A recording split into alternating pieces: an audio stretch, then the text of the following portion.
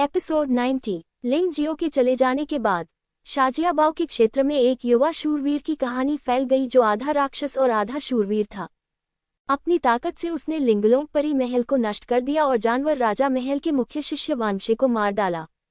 उन्होंने अनगिनत मारी गई महिलाओं को बचाया और शाजियाबाव को उसकी पूर्व शांति में वापस लाया।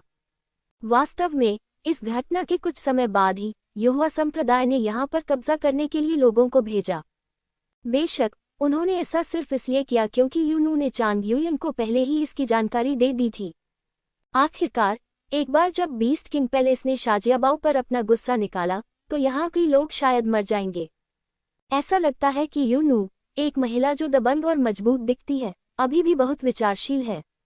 युहुआ संप्रदाय में लौटने से पहले लिंग जियो शेनजियान संप्रदाय में गया और बड़ी संख्या में साधारण खजाने, बढ़िया खजाने, सोने और चांदी और बड़ी संख्या में अमृत को छोड़कर फिर से युहुआ संप्रदाय में भाग गया। संप्रदाय में लौटने के बाद लिंग जियो ने किसी को नहीं देखा, लेकिन अपनी बाहरी गुफा में लौट आया और कुछ चीजें तैयार करना शुरू कर दिया। सबसे पहले उसने दानव राजा की गुफा से प्राप्त कीमती खजाने का उपयोग करके अपनी सभी 36 त्यानगान तलवारों को कीमती खजाने के स्तर की उड़ने वाली तलवारों में परिष्कृत किया। उन्होंने पियाओक्सु तलवार को भी परिष्कृत किया। अब तक उसकी 2 लंबी तलवारें, आइस ड्रैगन तलवार और पियाओक्सु तलवार, कीमती खजाने की तलवारें बन गई हैं। और 36 त्यानगान तलवारें भी कीमती खजाने के स्तर की उड़ने वाली तलवारें बन गई हैं। पूरे युहुआ संप्रदाय में कोई भी उसकी बराबरी नहीं कर सकता। यह अफसोस की बात है कि कीमती खजाने का उपयोग किया गया है, अन्यथा वह वास्तव में दाई यूलिंग को एक देने की योजना बना रहा है। हालांकि अभी भी 3 बेहतरीन खजाने हैं जिन्हें वह दाई यूलिंग, झाओजी और शानगुआन लेई को देने की योजना बना रहा है। दाई यूलिंग देना स्वाभाविक रूप से दोस्ती के कारण है। झाओजी और शानगुआन लेई देना लोगों का दिल जीतना है। भले ही दोनों पहले से ही आंतरिक शिष्य हैं, फिर भी एक अच्छा खजाना पाना आसान नहीं है, विशेषकर रक्षात्मक खजाना। सभी जादुई हथियारों में से ये सबसे कठिन है, लेकिन इसका प्रभाव सबसे अधिक है। उसके बाद लिंग जियो ने एक दिन उन दिनों के युद्ध दृश्यों की समीक्षा और आत्मसात करने में बिताया। उन्होंने युद्ध के अनुभवों को एक एक करके अपने अनुभवों में परिवर्तित किया। इस तरह के प्रयासों के माध्यम से उनकी 9 पल्स क्यूई तलवार अंततः ज्ञान की स्थिति में प्रवेश कर गई और अंतिम 3 क्यूई तलवारों की समझ पूरी होने में केवल 1 घंटा लगा। यह मुख्य रूप से इसलिए है क्योंकि वह इन दिनों दुश्मन से लड़ने के लिए 9 पल्स क्यूई तलवार का उपयोग करने की कोशिश कर रहा है और संचित अनुभव थोड़ा सा नहीं है। जैसा कि उसने उम्मीद की थी, 9 क्यू तलवारों के पूरी तरह से संघनित हो जाने के बाद उसने मूल सूत्र से वास्तविक चालें समझ लीं। आखिरकार यह एक शीर्ष स्तरीय स्वर्ण मार्शल आर्ट है और यह केवल एक क्यूई तलवार हमला होना असंभव है। यदि यह ऐसा ही है तो यह स्नो लोड स्वॉर्ड फॉर्मूला जितना भी अच्छा नहीं है। अब वह राहत महसूस कर रहा है। मार्शल आर्ट चालों के इस सेट की समझ के लिए निरंतर प्रवीणता की आवश्यकता होती है और फिर अनुभव जमा करना होता है और फिर सूत्र को देखना होता है और आपको एक नई समझ प्राप्त होगी। यह अफसोस की बात है कि उसने केवल 9 क्यूई तलवारों को सफलतापूर्वक संघनित किया, इसलिए वह केवल एक चाल को समझ पाया जिसे उसने सूत्र के अनुसार संघनित किया और अपने पहाड़ और नदी मार्शल आत्मा के साथ जोड़ा। उसने मार्शल सोल क्लोन को पहाड़ों और नदियों की दुनिया में अपनी शक्ति आजमाने दी और यह बहुत भयानक था।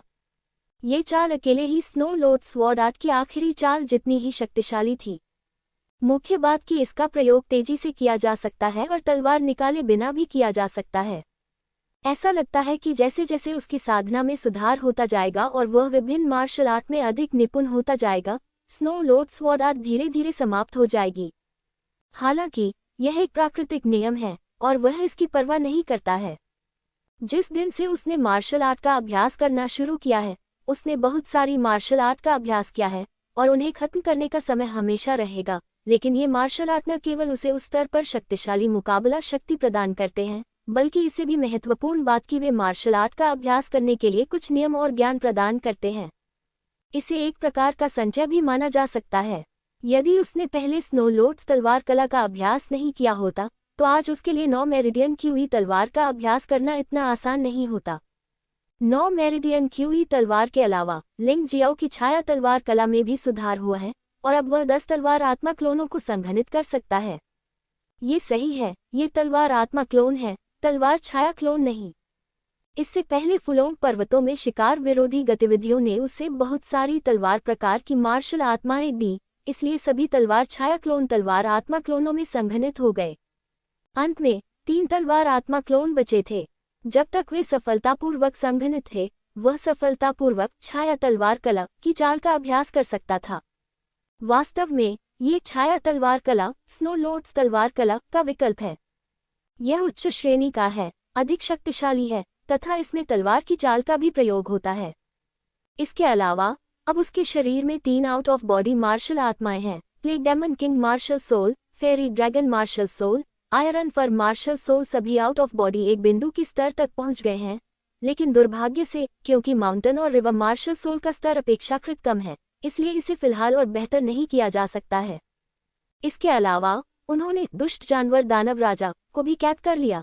एक प्राचीन सुनहरा ड्रैगन उठाया और लोहे का एक टुकड़ा जो जानलेवा आभा से भरा था और प्राचीन सुनहरे ड्रैगन के दबाव से कम नहीं था। जहां तक अन्य मार्शल आत्माओं का प्रश्न है, उसने उनमें से कुछ का उपयोग प्राचीन स्वर्ण ड्रैगन की आत्मा को मजबूत करने के लिए किया और शेष भाग को पर्वत और नदी मार्शल आत्मा को खाने के लिए दे दिया। माउंटेन और रिवर मार्शल सोल का स्तर बहुत कम है, इसलिए इसे उन्नत किया जाना चाहिए, अन्यथा अन्य मार्शल सोल का स्तर out of body one day stage पर अटक जाएगा और उसे बढ़ावा नहीं दिया जा सकेगा। सौभाग्य से इतने सारे मार्शल आत्माओं को निगलने के बाद पर्वत और नदी मार्शल आत्मा पारदर्शी शरीर के शिखर तक पहुंच गई है और किसी भी समय टूट सकती है। ये तो बस समय की बात है, क्योंकि उन भस्म हो चुकी मार्शल आत्माओं को पचाने में बहुत समय लगता है। उन्होंने अनुमान लगाया कि इसके बाद पर्वत और नदी मार्शल आत्मा को कम से कम पूर्ण आत्मा शून्य शरीर के चरम चरण तक पदोन्नत किया जा सकता है और शायद पूर्ण आत्मा इकाई चरण तक भी। इस बार शाजियाबाओ और फुलोंग पर्वतों में फसल वास्तव में बहुत बड़ी थी। ये सब करने के बाद लिंगजियो गुफा से बाहर निकल गया और दाई यूलिंग और अन्य लोगों को 3 रक्षात्मक खजाने देने के लिए तैयार हो गया। 2 दिन बाद चंद्रमा महोत्सव आ जाएगा और चंद्रमा महोत्सव के तीसरे दिन टावर पर चढ़ने का समारोह आधिकारिक रूप से शुरू हो जाएगा। पहले 3 दिन खाली नहीं रहेंगे, मुख्य रूप से चयन के लिए। वरीयता प्राप्त खिलाड़ियों के अलावा बाकी शिष्य जिन्होंने 3 बार टावर चढ़ाई समारोह में भाग नहीं लिया है, वे योग्यता चयन में भाग ले सकते हैं। ऐसा कहा जाता है कि इस बार मून गर्ल ने टावर चढ़ाई समारोह की योग्यता के नियमों को समायोजित किया। प्लेग दानव राजा और दुष्ट जानवर दानव राजा की उपस्थिति और पर्वत और नदी मार्शल आत्मा की उपस्थिति के कारण यह महसूस किया जाता है कि जुबान दायरे में एक बड़ा बदलाव होगा। नियमों को समायोजित किया गया है ताकि अधिक से अधिक शिष्य टावर चढ़ाई समारोह के लिए अर्हता प्राप्त कर सकें।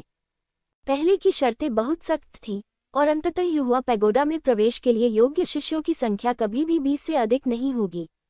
कभी कभी तो केवल 1 या 2 ही होते थे, लेकिन इस बार मामला अलग था। मूल नियम अब लागू नहीं थे, लेकिन इस बार पगोडा में प्रवेश करने वाले लोगों की संख्या बढ़ाकर 50 कर दी गई थी। इन 50 स्थानों का चयन प्रतियोगिता के माध्यम से किया गया। दूसरे शब्दों में, चाहे कुछ भी हो, इस बार युवा पैगोडा में प्रवेश करने वाले शिष्यों की संख्या 50 से कम नहीं होगी।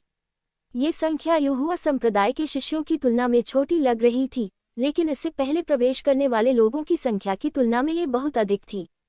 हालांकि भले ही टावर चढ़ाई समारोह में भाग लेने के लिए स्थानों की संख्या में वृद्धि हुई है, ये वास्तव में खराब साधना वाले कई शिष्यों के लिए परेशानी भरा है, क्योंकि अगर आप प्रतिस्पर्धा करना चाहते हैं तो आपको अपनी ताकत की तुलना करनी होगी। बेशक उच्च साधना स्तर वाले लोगों को लाभ होगा। अतीत में केवल भाग्य से ही एक निश्चित मूल्यांकन पास करना संभव था, लेकिन अब कोटा केवल प्रतिस्पर्धा के माध्यम से प्राप्त किया जा सकता है और प्राकृतिक शक्ति अधिक महत्वपूर्ण है। झाओजी जैसे कई लोगों ने इस पर दुख व्यक्त किया।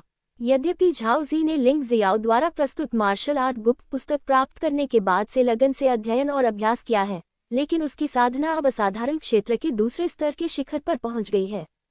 लेकिन खेती का ये स्तर वास्तव में उतना ऊंचा नहीं है। ऐसा अनुमान है कि शीर्ष 50 में प्रवेश करना बहुत कठिन है। युहुआ संप्रदाय के आंतरिक संप्रदाय में वर्तमान में लगभग 200 शिष्य हैं, जिनमें से लगभग 100 पारलौकिक क्षेत्र के प्रथम स्तर के योद्धा हैं। बाकी लोगों की गिनती अभी नहीं हुई है, इसलिए झाओजी को अपनी सही स्थिति का पता नहीं है। वह केवल अपनी ताकत को वर्तमान सीमा तक ही बढ़ा सकता है। अगर वह एक स्थान हासिल कर लेता है तो ये सबसे अच्छा होगा। दाई यूलिंग का साधना स्तर झाओजी के समान है, लेकिन उसकी अनूठी साधना पद्धति के कारण वह पहले से ही पारलौकिक क्षेत्र के प्रारंभिक स्तर के तीसरे स्तर तक पहुंच चुकी है। ये दोनों ही लोग कोटा पाने के लिए पर्याप्त योग्य होंगे। हालांकि जब लिंग जियो ने उच्च गुणवत्ता वाले खजाने के स्तर के रक्षात्मक जादुई हथियार को उनके हाथों में सौंप दिया तो उनका आत्मविश्वास अचानक बहुत बढ़ गया। एक ही स्तर की शक्ति वाले योद्धाओं को जादुई हथियार प्राप्त होने पर अधिक शक्तिशाली होना पड़ता है, विशेषकर रक्षात्मक जादुई हथियार जो महत्वपूर्ण क्षणों में बड़ी भूमिका निभा सकते हैं। अपने हाथ में उत्तम खजाना स्तर के रक्षात्मक जादुई हथियार को देखते हुए झाओजी ने उत्साह से कहा, वरिष्ठ भाई लिंग, मैं आपकी के लिए आपको पर्याप्त धन्यवाद नहीं दे सकता। मैं, झाओजी, इस जीवन में लिंगजियो का ऋणी हूँ। जब मुझे सिंहासन विरासत में मिलेगा तो मैं निश्चित रूप से आपके परिवार की रक्षा करूंगा। व्यापक, वह बस इतना ही कर सकता है। आखिरकार योग्यता के मामले में वह वास्तव में लिंग जियाओ के साथ तुलना नहीं कर सकता। ये कहना थोड़ा पाखंडी होगा कि वह लिंग जियाओ को बचा सकता है और लिंग जियाओ की मदद कर सकता है, लेकिन उत्तरी हान राजवंश के सबसे मूल्यवान व्यक्ति राजकुमार के रूप में यदि वह धर्मनिरपेक्ष दुनिया में कुछ भूमिका निभाना चाहता है तो दिव्य तलवार संप्रदाय को बनाए रखना अपेक्षाकृत सरल है। वैसे वरिष्ठ भाई लिंग, क्या आपको ये जादुई हथियार दिव्य हथियार हॉल से मिला था? हालांकि लिंग जियो अभी भी एक बाहरी शिष्य है, लेकिन झाओजी को उसकी भयानक ताकत के बारे में कैसे पता नहीं चल सकता था। हालांकि वू यांग और किनवू ने वापस आने के बाद शाजियाबाओ में जो कुछ हुआ था उसका व्यापक प्रचार नहीं किया, बल्कि केवल मिंगयुआन को बताया। झाओजी भी महसूस कर सकता था कि लिंग जियो की आभा अलग थी, इसलिए अब उसने अपना नाम बदलकर लिंग जियाओ रख लिया है, जो उसका वरिष्ठ भाई है। संप्रदाय के भीतर शक्तिशाली लोगों का सम्मान किया जाता है। इस तथ्य के अलावा कि गुरु और शिष्य की उपाधियां नहीं बदलेंगी, वरिष्ठ भाइयों और वरिष्ठ बहनों की उपाधियां उनके साधना स्तर के आधार पर निर्धारित की जाती हैं। इसे एक प्रोत्साहन उपाय माना जा सकता है। शेन हथियार हॉल। लिंग जियो एक पल के लिए स्तब्ध रह गया। उसे वास्तव में नहीं पता था कि युहुआ संप्रदाय में ऐसा स्थान भी है। नहीं, वरिष्ठ भाई लिंग, दिव्य हथियार हॉल में कई अच्छे खजाने हैं। पिछली बार आपको बहुत सारे संप्रदाय अंक मिले थे, क्या आप उन सभी को मार्शल आर्ट रहस्यों के लिए नहीं बदलेंगे? झाओजी ने आश्चर्य से पूछा। ये सच नहीं है, मैं संप्रदाय छोड़कर अभ्यास करने के लिए उत्सुक हूँ, इसलिए यह भी उपयोगी नहीं है। लिंग जियो ने अपनी थोड़ी को छुआ और महसूस किया कि उसे वास्तव में दिव्य हथियार हॉल में जाने की जरूरत है। जादुई हथियार सिर्फ हथियार और कवच से कहीं अधिक हैं। इसमें कुछ विशेष वस्तुएं भी शामिल हैं जो प्रशिक्षण, युद्ध आदि में सहायता करती हैं, और निश्चित रूप से गुप्त स्क्रॉल भी हैं, जिन्हें एक प्रकार का जादुई हथियार भी माना जाता है। इस समयावधि के दौरान लिंग जियो ने गुप्त स्क्रॉल की शक्ति के साथ साथ कई सहायक और आक्रामक जादुई हथियारों की शक्ति भी देखी थी। वैसे भी अब जब उसके पास बहुत सारे अंग हैं तो उन्हें मार्शल आर्ट के रहस्यों के लिए बदलने की कोई जरूरत नहीं है। बेहतर है कि उन्हें कुछ जादुई हथियारों के साथ बदल दिया जाए। इस मामले में साधना के समान स्तर के साथ उसकी युद्ध प्रभावशीलता में काफी सुधार होगा। आखिरकार टावर पर चढ़ने के समारोह के दौरान कुछ भी हो सकता है। आपके पास जितनी ज्यादा सुरक्षा होगी, आपकी सफलता की उतनी ही ज्यादा निश्चितता होगी। मुझे याद दिलाने के लिए धन्यवाद जूनियर भाई झाओ। मैं दिव्य हथियार हॉल में जाकर देखूंगा। लिंग जियो ने झाओजी को अलविदा कहने के बाद शांगगुआन लेई को आखिरी बढ़िया खजाना रक्षा हथियार भेजा। बेशक उसने ये काम बहुत गुप्त रूप से किया, ये सुनिश्चित करते हुए कि कोई इसे न देख सके। इसके बाद उन्होंने दिव्य शस्त्र हॉल का स्थान पता किया और तुरंत वहां पहुंचे। शेनबिंग हॉल की प्रकृति फॉर्मेशन हॉल और मेडिसिन हॉल के समान है और यह युहुआ संप्रदाय का अपेक्षाकृत महत्वपूर्ण हॉल है। ज्ञान सरणी हॉल और मेडिसिन हॉल के स्वामी दोनों ही असाधारण क्षेत्र के 9वें स्तर पर शीर्ष योद्धा हैं, लेकिन दिव्य शस्त्र हॉल का नेता वास्तविक स्वर्गीय भगवान है। इसके अलावा ये हॉल लीडर लिंग जियो का पुराना परिचित है, जिंगुआन त्यानजुन, जो लेंग हाओ का गुरु भी है। हाँ, छोटे दोस्त, क्या हम फिर से मिल रहे हैं? जिंगुआन त्यानजुन ने जब लिंग जियाओ को देखा तो वह बहुत दोस्ताना था। हालांकि लिंग जियाओ ने उसका प्रशिक्षु बनने से इनकार कर दिया था, लेकिन वह एक तुच्छ व्यक्ति नहीं था। ये पता चला है कि त्यानजुन वास्तव में दिव्य हथियार हॉल का स्वामी है। लिंग जियाओ ने जिंगुआन त्यानजुन को सलाम किया। उसे अभी भी इस जिंगुआन त्यानजुन के बारे में बहुत अच्छी धारणा थी। तुरंत ही उन्होंने यहाँ आने का अपना उद्देश्य बताया। क्या आप एक सहायक जादुई हथियार चाहते हैं? ठीक है, कोई समस्या नहीं है, बस इसे चुनें। एक बार जब आप इसे चुन लेते हैं तो चाहे आप किसी भी स्तर के जादुई हथियार क्यों न हो, आपको पहले वाले पर 50% की छूट मिलेगी और उसके बाद दूसरे पर 20% की छूट मिलेगी। जिंगुआंग तियानजुन ने मुस्कुराते हुए कहा। तियानजुन, कृपया स्पष्ट रूप से सोचें। पिछली बार जब मैंने संप्रदाय में महान योगदान दिया था तो सभी अमृत, मार्शल आर्ट रहस्यों और हथियारों की मुक्ति की गणना 20% छूट पर की गई थी।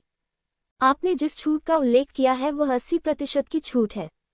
इसकी गणना छूट के आधार पर की जाती है। लिंग जियाओ मुस्कुराया। बेशक मुझे ये पता है, लेकिन चूंकि आप यूनू के पक्षधर हैं, इसलिए आप भविष्य में यूहुआ संप्रदाय की आशा हैं। मेरा आपसे केवल एक अनुरोध है और वह है लिंग हाओ की यथासंभव मदद करना। जिंगुआंग तियानजुन ने कारण बताया कि उसने लिंग जियो के साथ इतना अच्छा व्यवहार क्यों किया। आपने ऐसा कहा है तो स्वाभाविक रूप से यह जूनियर मना नहीं करेगा। लिंग हाओ की मदद करना बस एक छोटा सा प्रयास है, लेकिन आप जिंगुआंग तियानजुन की शक्तिशाली मदद प्राप्त कर सकते हैं। भले ही कोई छूट न हो, लिंग जियो निश्चित रूप से सहमत होगा। लिंग जियो ने इस खाते की बहुत स्पष्ट रूप से गणना की है। ऐसी स्थिति में मेरे साथ आइए। हालांकि आपने कहा कि आप सहायक हथियार चुनना चाहते हैं, लेकिन मुझे लगता है कि आपको उन सभी पर एक नज़र डालनी चाहिए। वास्तव में एक ही हथियार में भी पूरी तरह से अलग अलग विशेषताएं और कार्य होंगे। जिंगुआंग तियानजुन ने लिंग जियाओ को दिव्य हथियार हॉल में ले जाकर कहा, मुझे पता है कि आपके हाथों में 2 तलवारें हैं। वे खजाने के स्तर तक पहुंच गई होंगी, लेकिन आपकी वे 2 तलवारें बर्फ और बर्फ दोनों हैं। मुझे पता है कि आपके हाथों में 2 तलवारें हैं। मुझे लगता है कि आप अपनी विशेषताओं से मेल खाने वाली कुछ तलवारें चुन सकते हैं, जो आपके प्रदर्शन के लिए अधिक उपयुक्त होंगी। उसके शब्दों ने लिंग जियाओ को याद दिला दिया। 12 स्वर्ण कमल तकनीक में 12 खगोलीय घटनाओं की शक्ति है। हालांकि उनकी आइस ड्रैगन तलवार और पियाओक्सु तलवार दोनों बर्फ और हिम विशेषताएं हैं, जो स्पष्ट रूप से पर्याप्त उपयुक्त नहीं है। फिलहाल उसे 4 तलवारों की जरूरत है, जिनमें हवा, गड़गड़ाहट, बारिश और बिजली के गुण हों, ताकि वे आकाशीय घटनाओं की शक्ति का उपयोग करने के लिए अधिक उपयुक्त हो सकें। बेशक ये बेहतर होगा यदि हम 12 खगोलीय घटनाओं की शक्ति एकत्र कर सकें। जूनियर जानता है, मुझे याद दिलाने के लिए धन्यवाद तियानजुन। लिंग जियाओ ने सिर हिलाया। उसके दिमाग में पहले से ही एक योजना थी। दिव्य शस्त्र हॉल में प्रवेश करने वाला पहला व्यक्ति वह स्थान है जहां जादुई हथियारों का व्यापार होता है। काउंटर पर विभिन्न आकृतियों और विशेषताओं के जादुई हथियार प्रदर्शित किए जाते हैं। जादुई हथियार और तीखे हथियार एक दूसरे के पूरक हैं और अपनी तीक्ष्णता दर्शाते हैं। ये बहुत चौंकाने वाला लग रहा है। यहाँ तक कि लिंग जियो, जिसके पास पहले से ही कई कीमती खजाने हैं, थोड़ा चकित और अभिभूत था। इसमें कोई आश्चर्य नहीं कि कई योद्धा जादुई हथियारों की चाहत रखते हैं। उसी ताकत के तहत एक बार आपके पास एक अच्छा हथियार होगा तो आपकी लड़ाकू प्रभावशीलता निश्चित रूप से बहुत सुधार होगी। यहाँ कोई साधारण हथियार नहीं है और सबसे बुरा हथियार भी साधारण खजाने के स्तर का हथियार है। यह एक जादुई हथियार है। ये सिर्फ इतना है कि बाहर साधारण योद्धा सभी हथियारों, सुरक्षात्मक गियर और सहायक हथियारों को हथियार कहना पसंद करते हैं और साधारण खजाने के स्तर से ऊपर के हथियारों को जादुई हथियार कहते हैं। ये केवल नाम में अंतर नहीं बल्कि साधारण हथियारों और खजाने से ऊपर के हथियारों के बीच अंतर करने के लिए भी है। बेशक चूंकि यह साधारण नहीं है, इसलिए इसकी कीमत भी सस्ती नहीं होगी। यद्यपि लिंग जियो अपनी इच्छानुसार दूसरों को साधारण खजाने और बढ़िया खजाने दे सकता है, वास्तव में सबसे निम्न श्रेणी के साधारण खजाने भी बहुत मूल्यवान होते हैं। लिंग जियो ने चारों ओर देखा और पाया कि एक आम खजाने की कीमत 1000 निम्न श्रेणी के आत्मा पत्थर थी। ये निम्न श्रेणी के स्पिरिट पत्थर हैं, सोना या चांदी नहीं। धर्मनिरपेक्ष संप्रदायों में एकमात्र संप्रदाय जिसके पास इतने सारे निम्न श्रेणी के आत्मा पत्थर हो सकते हैं, वह संभवतः दिव्य तलवार संप्रदाय है। यह असंभव है कि अन्य संप्रदायों में इतने सारे निम्न श्रेणी के आत्मा पत्थर हो सकते हैं। बढ़िया खजानों की कीमत और भी ज्यादा है। एक की कीमत हजारों कम ग्रेट स्पिरिट स्टोन तक पहुंचती है। उनमें से रक्षात्मक प्रकार सबसे महंगा है और इसे हजारों कम ग्रेट स्पिरिट स्टोन से खरीदना संभव है। दुर्लभ खजानों की कीमत और भी अधिक है। एक की कीमत सैकड़ों, हजारों या यहाँ तक कि लाखों निम्न श्रेणी के स्पिरिट पत्थरों के बराबर होती है, जो कि बहुत ही डरावनी बात है। यहाँ कुछ भी अच्छा नहीं है। चलो अंदर चलें और देखें। जिन गुआन तियानजुन ने अपने प्रशिक्षु लिंग हाओ के लिए भी लड़ाई लड़ी, जिसे लिंग जियाओ पर जीत हासिल करने की उनकी पूरी कोशिश के रूप में माना जा सकता है। जिस स्थान पर वह लिंग जियो को लाया था वह दुर्लभ खजानों से भरा था, और उनमें से कोई भी दुर्लभ खजाने के स्तर से नीचे नहीं था। यह अफसोस की बात है कि लिंग जियो ने लंबे समय तक खोजा और कोई अमर खजाना नहीं पाया।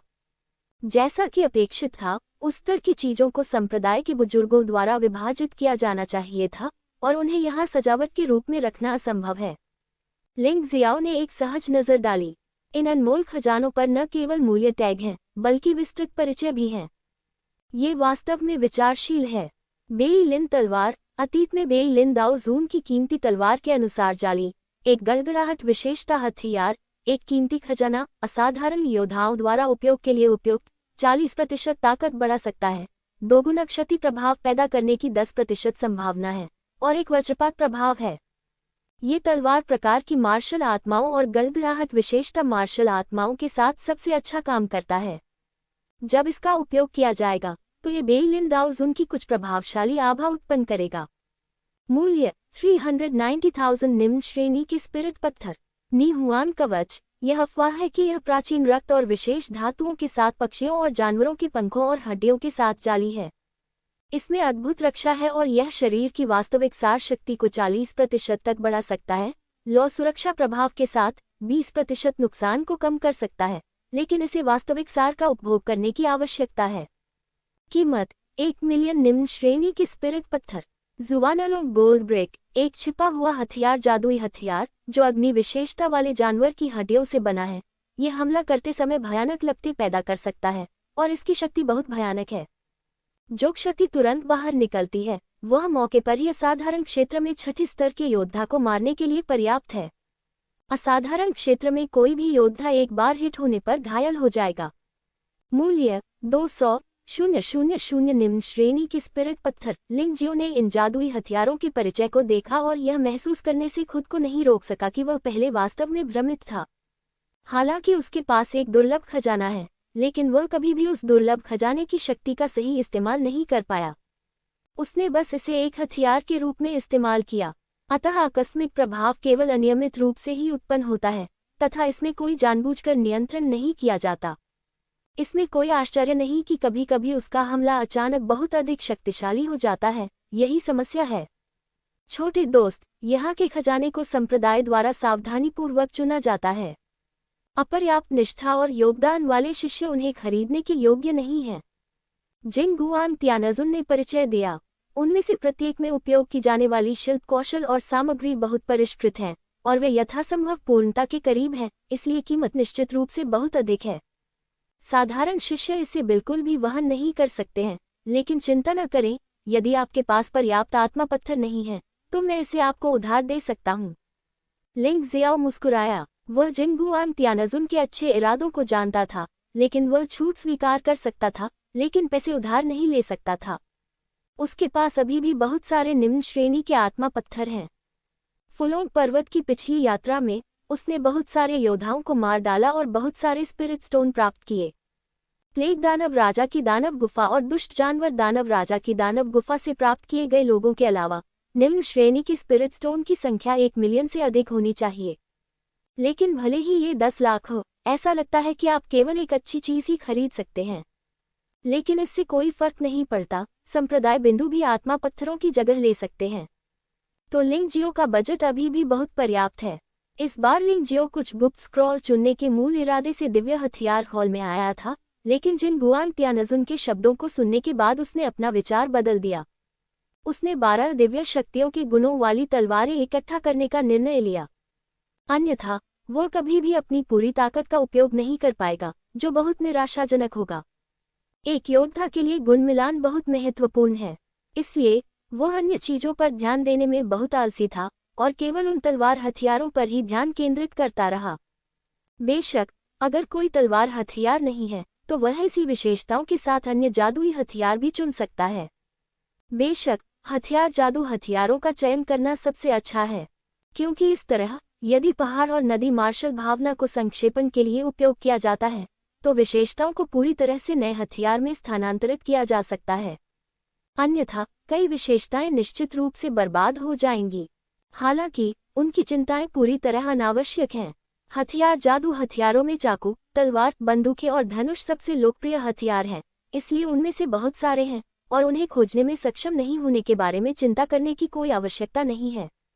थंडर शैडो स्वॉर्ड, थंडर विशेषता वाला एक खजाना स्तर का हथियार जो थंडर विशेषता के वास्तविक सार की शक्ति को दोगुना कर सकता है और तलवार की चाल की गति को 20% तक बढ़ा सकता है।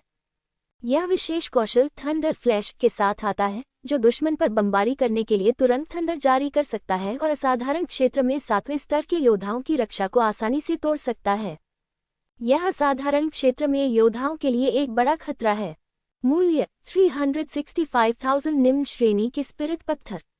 यह अच्छा है, एक थंडर विशेषता तलवार, और यह वास्तव में विशेष कौशल के साथ आता है जो दिलचस्प है।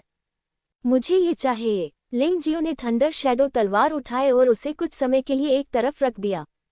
रेजिंग विंड स्वॉर्ड, एक दुर्लभ खजाना स्तर का हथियार, पवन विशेषता सार की शक्ति को दोगुना कर सकता है, हमले की गति को 20% तक बढ़ा सकता है।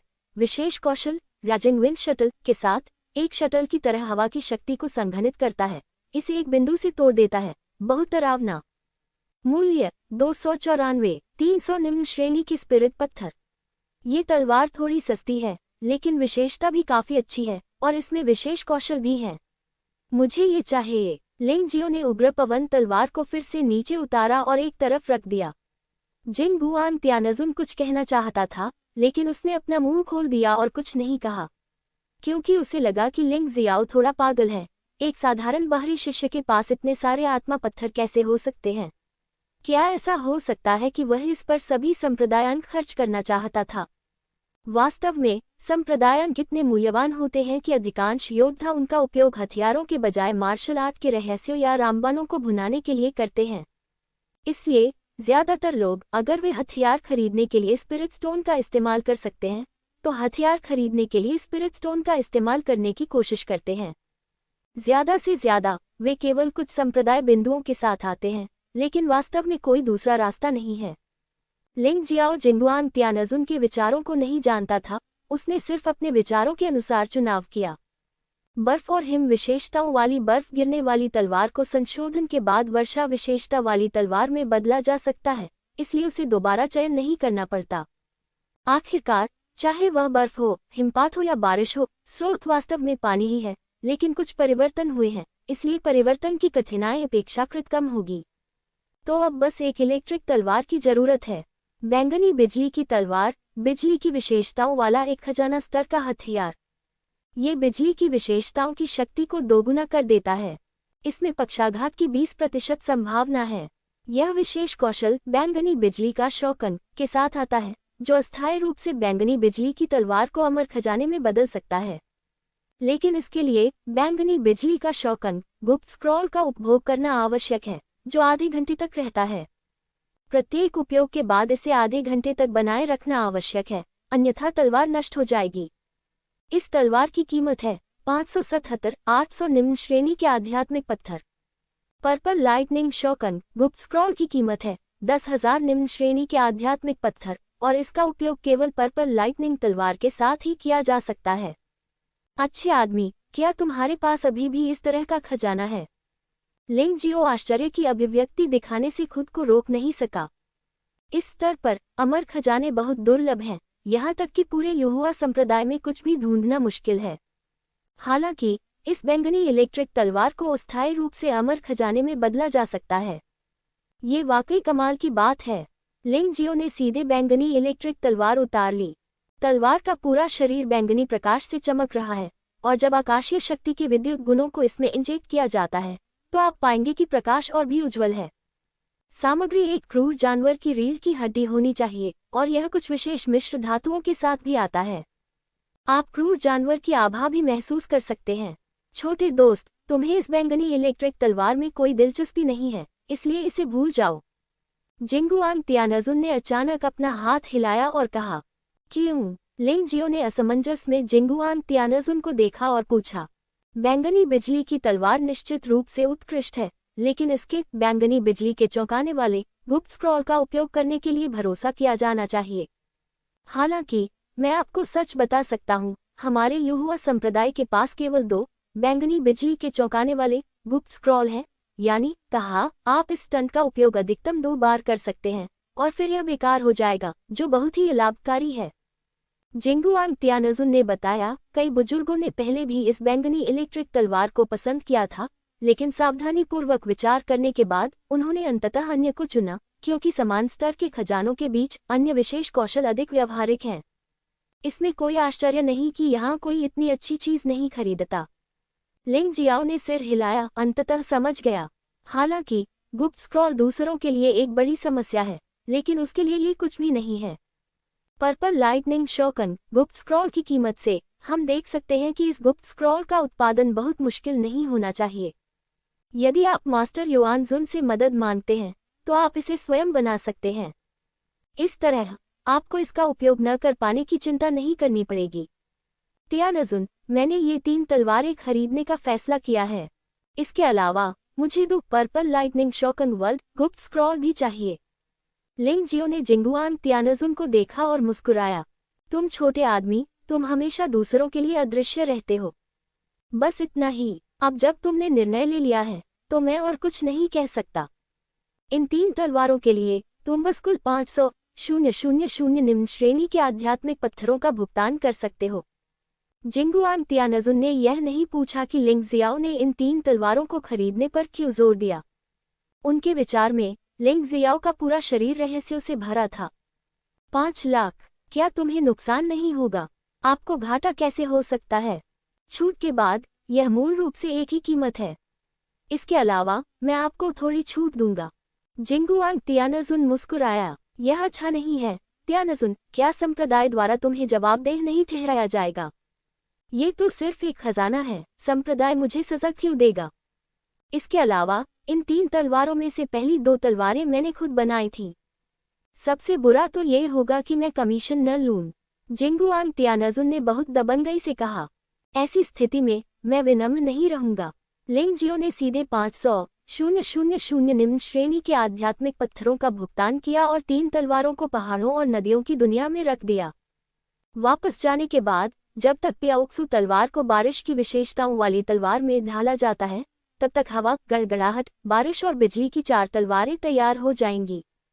छोटे दोस्त, तुम्हें moon coming festival tower climbing समारोह के लिए आसानी से जगह मिल जाएगी, है ना? लेन देन समाप्त होने और लिंग जियो को दिव्य हथियार हॉल से दूर भेजे जाने के बाद जिंगुआंग तियानजुन ने मुस्कुराते हुए पूछा। शायद लिंग जियाओ अभी भी इस बारे में बहुत आश्वस्त है। लिंग हाओ को भी भाग लेना चाहिए, है ना? बेशक, आखिरकार इस बार कोटा 50 तक बढ़ा दिया गया है और लिंग हाओ का वर्तमान साधना स्तर पहले से ही पारलौकिक क्षेत्र के 4थे स्तर के शिखर पर है। कोटा प्राप्त करना अपेक्षाकृत सरल है। हालांकि टॉवर चढ़ाई समारोह इतना सरल नहीं है। यदि आप एक निश्चित मौका प्राप्त करना चाहते हैं तो भाग्य के अलावा सबसे महत्वपूर्ण चीज ताकत और दिमाग है। जिंगुआंग तियानजुन ने भावना के साथ कहा, लगभग 1000 वर्षों से हर साल टॉवर चढ़ाई समारोह आयोजित किया जाता है। हालांकि अपेक्षाकृत कम लोग भाग लेते हैं, फिर भी हर साल कम से कम 1 या 2 लोग होते हैं, लेकिन केवल कुछ ही हैं जो वास्तव में अधिक लाभ प्राप्त कर सकते हैं। ज्यादा नहीं, इतना मुश्किल। हाँ, हेडमास्टर चांग युयंग और मोयान तियानजुन वे 2 लोग हैं जिन्हें पिछले 1000 वर्षों में सबसे अधिक लाभ हुआ है। ये वास्तव में इस वजह से है कि मोयान तियानजुन को हमेशा अगले हेडमास्टर का एकमात्र उत्तराधिकारी माना जाता है। यही वजह है कि संप्रदाय के अधिकांश वरिष्ठ नेता उनका समर्थन करते हैं। जिंगुआंग तियानजुन ने सिर हिलाया और कहा, युहुआ पैगोडा में प्रवेश करने पर प्राप्त अवसर अलग अलग हैं, लेकिन सबसे शक्तिशाली स्वाभाविक रूप से मार्शल आत्मा विरासत है। बाकी जैसे मार्शल आर्ट रहस्य और जादुई हथियार गौण हैं। हेडमास्टर और मोयान तियानजुन ने मार्शल आत्मा विरासत प्राप्त की, अन्यथा वे आज हासिल नहीं कर सकते थे। अच्छा ऐसा है, लिंग जियाओ मुस्कुराया। उसे मार्शल आत्मा विरासत की ज्यादा परवाह नहीं थी। आखिरकार उसके शरीर में पहाड़ और नदी मार्शल आत्मा सबसे मजबूत मार्शल आत्मा थी। इस बार उन्होंने टॉवर चढ़ाई समारोह में भाग लिया और जो वह अधिक चाहते थे वह उच्च स्तरीय मार्शल आर्ट रहस्य था।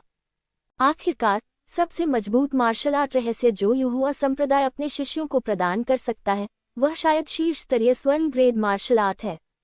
इससे उच्चतर कोई मार्शल आर्ट नहीं हो सकती। आखिर जेड ग्रेड मार्शल आर्ट्स बहुत कीमती है। भले ही इसे सिखाया जाए, लेकिन ये साबित करना होगा कि शिष्य बहुत वफादार है। इसके अलावा उसे ड्रैगन कबीले की मार्शल आर्ट्स की बहुत ज़रूरत है। आखिरकार अब तक उसके पास केवल एक उंगली तकनीक है जो बहुत पतली है। वह प्राचीन स्वर्ण ड्रैगन रूप में प्रवेश करने के लिए तैयार नहीं है। इसका कारण न केवल कि वह नहीं चाहता कि अन्य लोग ये जाने, बल्कि उसके युद्ध कौशल की कमी भी है। जिंग गुआन तियानजुन को अलविदा कहने के बाद लिंग जियो प्याओक्सु तलवार को संघनित करने के लिए गुफा में लौटने वाला था, लेकिन रास्ते में उसकी मुलाकात किसी से हुई। ये बहुत ही अपरिचित चेहरा है। हालांकि लिंग जियो को उसका नाम स्पष्ट रूप से याद था, जो शेन तियानलिन लग रहा था। बात बस इतनी है कि उन्होंने कभी एक दूसरे से बात नहीं की, इसलिए यह बहुत अपरिचित है। जब लिंग जियो की मुलाकात शेन तियानलिन से हुई जो रास्ता रोक रहा था, तो वह 10 मुख्य शिष्यों में पहला व्यक्ति था। जान लियू, हे शान, वू यांग और किन वू से अधिक शक्तिशाली। लेकिन मुझे नहीं पता कि उसने आज लिंग जियो का रास्ता क्यों रोका। लिंग जियाओ, शेन तियानलिन ने लिंग जियो को देखा और अहंकार से कहा, मैंने पहले ही दानव ज्वाला तियानजुन की पूजा की है और मैं इस बार टॉवर चढ़ाई समारोह में भाग लूंगा। स्वाभाविक रूप से मैं आपके साथ प्रतिस्पर्धा करूंगा। सच, अब जब हमारी बात खत्म हो गई है तो क्या हम यहाँ से हट सकते हैं? लिंग जियो ने शेन तियानलिन को देखा और कहा, आजकल वह शेन तियानलिन से डरता नहीं है। हालांकि उसने राजा सांप को मारने के लिए अवसरवाद पर भरोसा किया और दुष्ट जानवर दानव राजा की all evil beast soul gun का इस्तेमाल किया। हालांकि अब उसके पास 4 तलवारें हैं जो उसके अपने आंतरिक कौशल और मानसिक कौशल से मेल खाती हैं, और उसकी युद्ध प्रभावशीलता पहले की तुलना में बहुत बेहतर है। उसे अभी भी शेन तियानलिन से निपटने में आत्मविश्वास होना चाहिए। बेशक इस बात से इनकार नहीं किया जा सकता है कि इस व्यक्ति ने हाल ही में अपनी साधना में सफलता हासिल की है और एल्डर जिन या दानव ज्वाला तियानजुन से लाभ उठाया है, जो एक अप्रत्याशित स्थिति है। लेकिन फिर भी वह अभी भी शेन तियानलिन से नहीं डरता। उसके साथ अपने ट्रम्प कार्ड की तुलना करना, ये तो बस दुरुपयोग की तलाश है। तुम्हारा रवैया कैसा है? क्या तुम अपने बड़े भाई से ऐसे ही बात करते हो? शेन तियानलिन क्रोधित था। उसने कभी महसूस नहीं किया कि वह किसी से कमतर है। इस बार वह दानव ज्वाला तियानजुन का शिष्य बन गया और एल्डर जिन का मार्गदर्शन प्राप्त किया। उसने अपनी साधना में सफलता प्राप्त की। उसे पारलौकिक क्षेत्र के 8वें स्तर पर पदोन्नत किया गया है और वह सफलतापूर्वक 10वें स्थान पर रहने वाला मुख्य शिष्य बन गया है। मेंग युआन, जो मूल रूप से 10वें स्थान पर था, ने हेइसो की मृत्यु के बाद एल्डर जिन की पूरी साधना प्राप्त की और विशेष तरीकों के माध्यम से अपनी साधना में जबरदस्ती सुधार किया। वह अब असाधारण क्षेत्र के 8वें स्तर पर है। उन्होंने शीर्ष 10 मुख्य शिष्यों में से 9वें और 8वें को भी लगातार हराया और अब 8वें स्थान पर आ गए हैं। बेशक शीर्ष 10 मुख्य शिष्यों में से एक को भी बाहर कर दिया गया। ये संप्रदायों के बीच प्रतिस्पर्धा है। यदि आप पर्याप्त रूप से मजबूत नहीं हैं, तो आप हमेशा अपनी स्थिति बनाए रखने में सक्षम नहीं होंगे। भले ही आप अभी दूसरों से ज्यादा मजबूत हों, लेकिन इस बात की कोई गारंटी नहीं है कि आप भविष्य में दूसरों से ज्यादा मजबूत होंगे, इसलिए आपको बिल्कुल भी आराम नहीं करना चाहिए। आपको अभ्यास जारी रखना चाहिए और अपनी ताकत में सुधार करना चाहिए। शेन तियानलिन को एल्डर जिन द्वारा दिया गया कार्य प्राप्त हुआ, जो कि युहुआ पैगोडा में लिंग जियो को लूटना और मारना था। उन्होंने शुरू में इस कार्य को स्वीकार करने से इनकार किया। हालांकि अपनी स्थिति को मजबूत करने के लिए उन्होंने फिर भी दूसरों की मदद करना चुना। दानव ज्वाला तियानजुन का शिष्य बन गया। बड़े भाई, क्या आप दुष्टों के सहायक होने के योग्य हैं? लिंग जियाओ ने शेन तियानलिन की ओर देखा और तुरंत अपने पैर उठाकर जाने लगा। अब दूसरों से बहस करने का समय नहीं था। टॉवर चढ़ाई समारोह जल्द ही आने वाला था। उसे अभी भी कुछ काम पूरे करने थे, जिसमें बारिश की विशेषता वाली तलवार का शोधन और बैंगनी गुप्त स्क्रॉल का उत्पादन शामिल था, जिसने दुनिया को चौंका दिया। इन सब में समय लगता है। बॉस, शेन तियानलिन ने अपना लंबा चाकू निकाला, जमीन पर एक रेखा खींची और ठंडे स्वर में कहा, अगर तुमने आज इस रेखा को पार करने की हिम्मत की तो मैं तुम्हें मार डालूंगा। वास्तव में उसने लिंग जियो को इतने खुलेआम मारने की हिम्मत नहीं की थी। वह बस लिंग जियाओ को डराना चाहता था। आखिरकार वह एक वरिष्ठ भाई था और उसके आसपास बहुत सारे दर्शक थे, इसलिए उसे अपनी प्रतिष्ठा बनाए रखनी थी। उद्धरण चिन्ह। अप्रत्याशित रूप से लिंग जियो ने बिना किसी हिचकिचाहट की रेखा पार कर ली। शेन तियानलिन का सिर एक पल के लिए पागल हो गया, उसका चेहरा लाल हो गया और उसने बिना किसी हिचकिचाहट के अपने हाथ में लंबे चाकू से लिंग जियो पर वार किया। हालांकि उसी समय लंबा चाकू हवा में ही रुक गया। तुम कमीने, महारानी यूनू के आदेशों की अवहेलना करने की तुम्हारी हिम्मत कैसे हुई? ये लैन यूर ही थी जिसने शेन तियानलिन को रोका था। लैन यूर को लिंग जियो की वर्तमान ताकत का पता नहीं था, इसलिए वह चिंतित थी कि लिंग जियो घायल हो जाएगा, इसलिए उसने उसे रोकने के लिए कार्रवाई की। लिंग जियाओ, अगर तुम मर्द हो तो औरतों के पीछे मत छुपो। शेन तियानलिन गुस्से से दहाड़ा। एक बिल्ली और एक कुत्ता मुझे चुनौती देना चाहते हैं। क्या मुझे आपके साथ जाना होगा? आपको वह सीध खिलाड़ी होना चाहिए जिसने कोटा प्राप्त किया है। चलो युहुआ पैगोडा में मिलते हैं। मुझे एक कुत्ते को कुचलकर मार डालने में कोई आपत्ति नहीं है। बोलने के बाद उसने लैन यूर की ओर देखा और मुस्कुराते हुए कहा, वरिष्ठ बहन, मैं बस आपको ढूंढ रहा था। इस बार जब मैं बाहर गया तो मुझे बहुत सारी अच्छी चीजें मिली। मैं यह आपको दूंगा। दाई यूलिंग, झाओजी और शानगुआन लेई सभी के पास उपहार थे और लैन यूर कोई अपवाद नहीं था। ये पृथ्वी आत्मा पत्थर है। लैन यूर की आंखें हरी हो गई जब उसने देखा कि लिंग जियो के हाथ में क्या था, ठीक उसी तरह जैसे एक बड़े विकृत व्यक्ति ने एक खूबसूरत महिला को देखा। ये सही है कनिष्ठ भाई, मैं भाग्यशाली था कि मुझे कुछ टुकड़े मिले। ये टुकड़ा सीनियर सिस्टर लैन को दिया जाएगा। मुझे उम्मीद है कि सीनियर सिस्टर लैन जल्द से जल्द स्वर्गीय क्षेत्र में प्रवेश कर सकेंगी और दानव ज्वाला त्यानजुन को अहंकारी नहीं बनने देंगी। लिंग जियाओ ने मुस्कुराते हुए कहा, लेकिन मैं इतनी मूल्यवान चीज बिना कुछ लिए कैसे पा सकता हूँ? लैन यूर इसे बहुत चाहती थी, लेकिन शर्मिंदा थी। वैसे लिंग जियाओ, मैं पहले कुछ प्रशिक्षण के लिए बाहर गया था और कुछ नियॉन फीनिक्स पंख पाए थे। मैंने सुना है कि इन नियॉन फीनिक्स पंखों का उपयोग संरचनाओं को स्थापित करने के लिए किया जा सकता है। मुझे नहीं पता कि यह सच है या नहीं, इसलिए मैंने इसे आपको दे दिया। मेरी बेवकूफ बहन, तुम बस अपने प्राकृतिक संसाधनों को बर्बाद कर रही हो। क्या तुम निहुआन यू का उपयोग संरचनाएं स्थापित करने के लिए कर रही हो?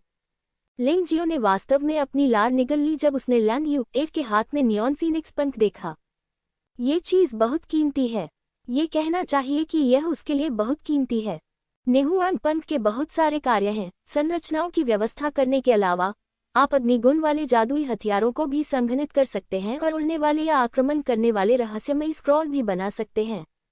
इसके अलावा इसका उपयोग अग्नि विशेषताओं या पक्षी जैसी मार्शल आत्माओं को बढ़ाने के लिए भी किया जा सकता है।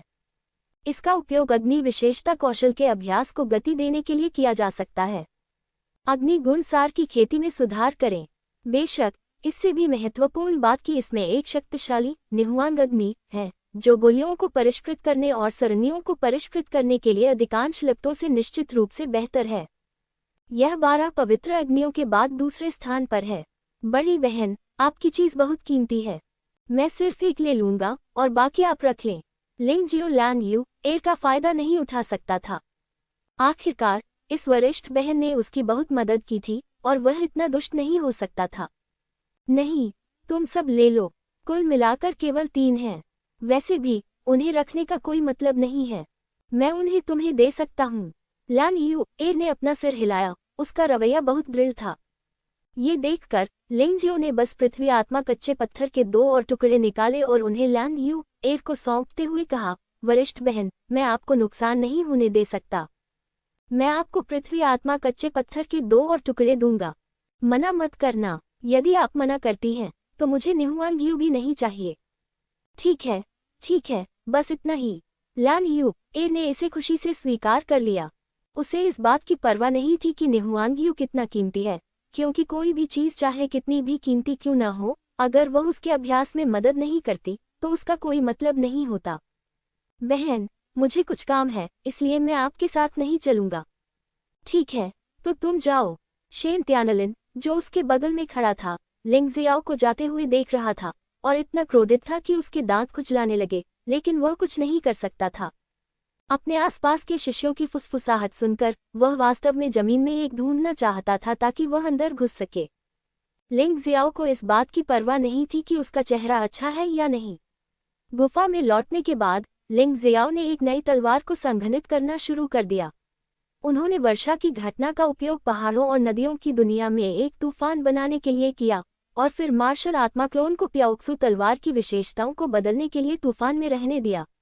गठन को परिष्कृत करने की विधि के माध्यम से उन्होंने प्याओक्सू तलवार पर एक परिवर्तनशील विशेषता गठन की व्यवस्था की।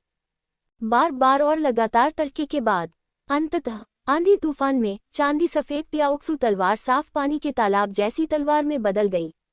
लिंग जियाओ ने इसका नाम फुयू तलवार रखा।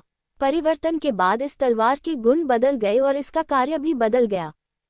फुयू तलवार एक खजाना स्तर का हथियार। बारिश विशेषता सच्चे सार की शक्ति को दोगुना कर सकती है।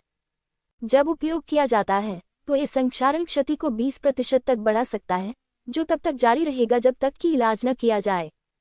इसमें विशेष कौशल सड़ा हुआ तलवार वर्षा है, जो बड़े पैमाने पर दुश्मनों को मार सकता है और एक मजबूत संक्षारण प्रभाव बना सकता है।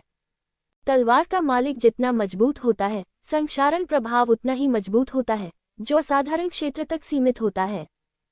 फुयू तलवार को परिष्कृत करने की प्रक्रिया आसान नहीं है। लिंग जियो ने मूल रूप से इसे 1 दिन के भीतर खत्म करने की योजना बनाई थी, लेकिन इसे पूरा करने में 2 दिन लग गए। लेकिन आखिरकार यह सफल रहा, जिससे वह और अधिक उत्सुक हो गया। मूल रूप से उसने युआन जुन से purple lightning shocking the world का गुप्त स्क्रॉल सीखने की योजना बनाई थी, लेकिन अब वह इसे केवल कुछ समय के लिए अलग रख सकता है। चूंकि चंद्र महोत्सव आ चुका है, इसलिए टावर चढ़ाई समारोह के लिए कोटा पाने की लड़ाई आज से शुरू हो जाएगी।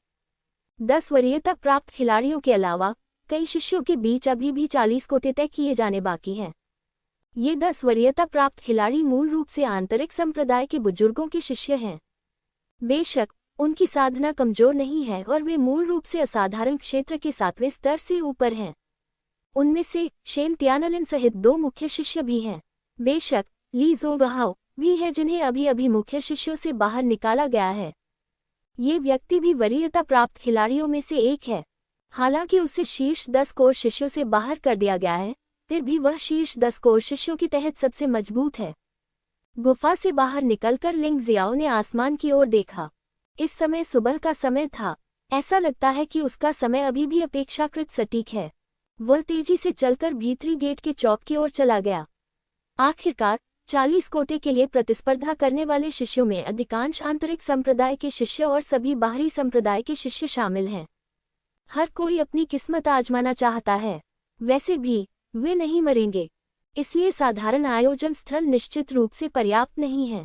आंतरिक द्वार वर्ग काफी बड़ा होना चाहिए। लिंग जियाओ अभी तक नहीं आया था, लेकिन बहुत से लोग पहले ही चौक में इकट्ठा हो चुके थे। रास्ते में कई चांद के आकार के लालटेन, दोहे, बैनर और इतने पर थे। यह इस बात का प्रतीक था कि चंद्र महोत्सव आ गया है। युहुआ पैगोडा अभी भी रहस्यमय और भयावह रूप में वहीं खड़ा था। शिवालय में वास्तव में ऐसा क्या था जो एक नज़र में नहीं देखा जा सकता था?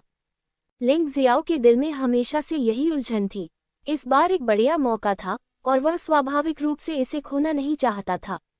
कुछ ही देर बाद लिंग जियो भी चौक पर पहुंचा और झाओजी, दाई यूलिंग और शानगुआन लेई के साथ शामिल हो गया। इस समय उसने देखा कि युहुआ पैगोडा पर हल्की नीली चांदनी अधिक स्पष्ट हो गई थी, मानो रहस्यमय घूंघट की एक परत से ढकी हुई हो। चंद्र महोत्सव वर्ष में एक बार आयोजित किया जाता है। टावर चढ़ाई समारोह भी वर्ष में एक बार आयोजित किया जाता है। हालांकि प्रत्येक योद्धा के पास केवल 3 मौके होते हैं, इसलिए इस बार जो योद्धा आए हैं उनके लिए यह अवसर बहुत दुर्लभ है। एक मौका कम होने का मतलब है ड्रैगन गेट को पार करने का एक मौका कम होना। भाई लिंग, आप हमारे बाहरी संप्रदाय में सबसे मजबूत हैं।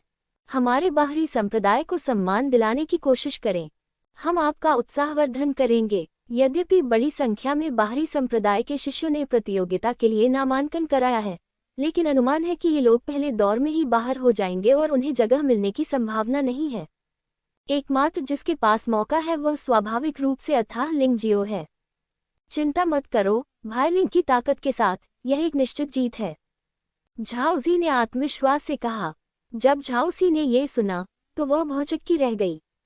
वह हमेशा लिंग जियो को नीची नज़र से देखती थी और हमेशा महसूस करती थी कि लिंग जियो बहुत घमंडी और निर्दयी था। विशेषकर जब लिंग जियो ने अपने साथी शिष्यों को एक के बाद एक मार डाला तो उसका संत हृदय पूरी तरह से क्रोधित हो गया। तब से उसने कभी भी लिंग जियाओ से बात नहीं की, लेकिन वह इतनी आत्मधर्मी है कि लिंग जियो उस पर ध्यान देने की जहमत नहीं उठाता। अब दाई यूलिंग को लिंग जियो की मदद से असाधारण क्षेत्र के 3रे स्तर पर पदोन्नत किया गया है। झाओजी भी असाधारण क्षेत्र के 2रे स्तर के शिखर पर है। शानगुआन लेई की साधना शुरू में कम नहीं थी, और अब वह पारलौकिक क्षेत्र के चौथे स्तर के शिखर पर पहुंच गया है। लेकिन ये झाओसी अब तक केवल पारलौकिक क्षेत्र के पहले स्तर के अंतिम चरण तक ही पहुंची है और उसकी साधना की गति घोंघे जितनी धीमी है। वास्तव में झाओजी ने गुप्त रूप से अपनी बहन को सलाह दी थी, लेकिन उसके पास कोई विकल्प नहीं था, क्योंकि उसकी बहन को बचपन से ही लाड़ प्यार दिया गया था और उसे हमेशा लगता था कि सब कुछ उसके अनुसार ही होना चाहिए। झाओजी अब परवाह करने के लिए बहुत आलसी था। जैसे जैसे लोग बातें करते गए, वैसे वैसे अधिक से अधिक लोग चौक पर आते गए।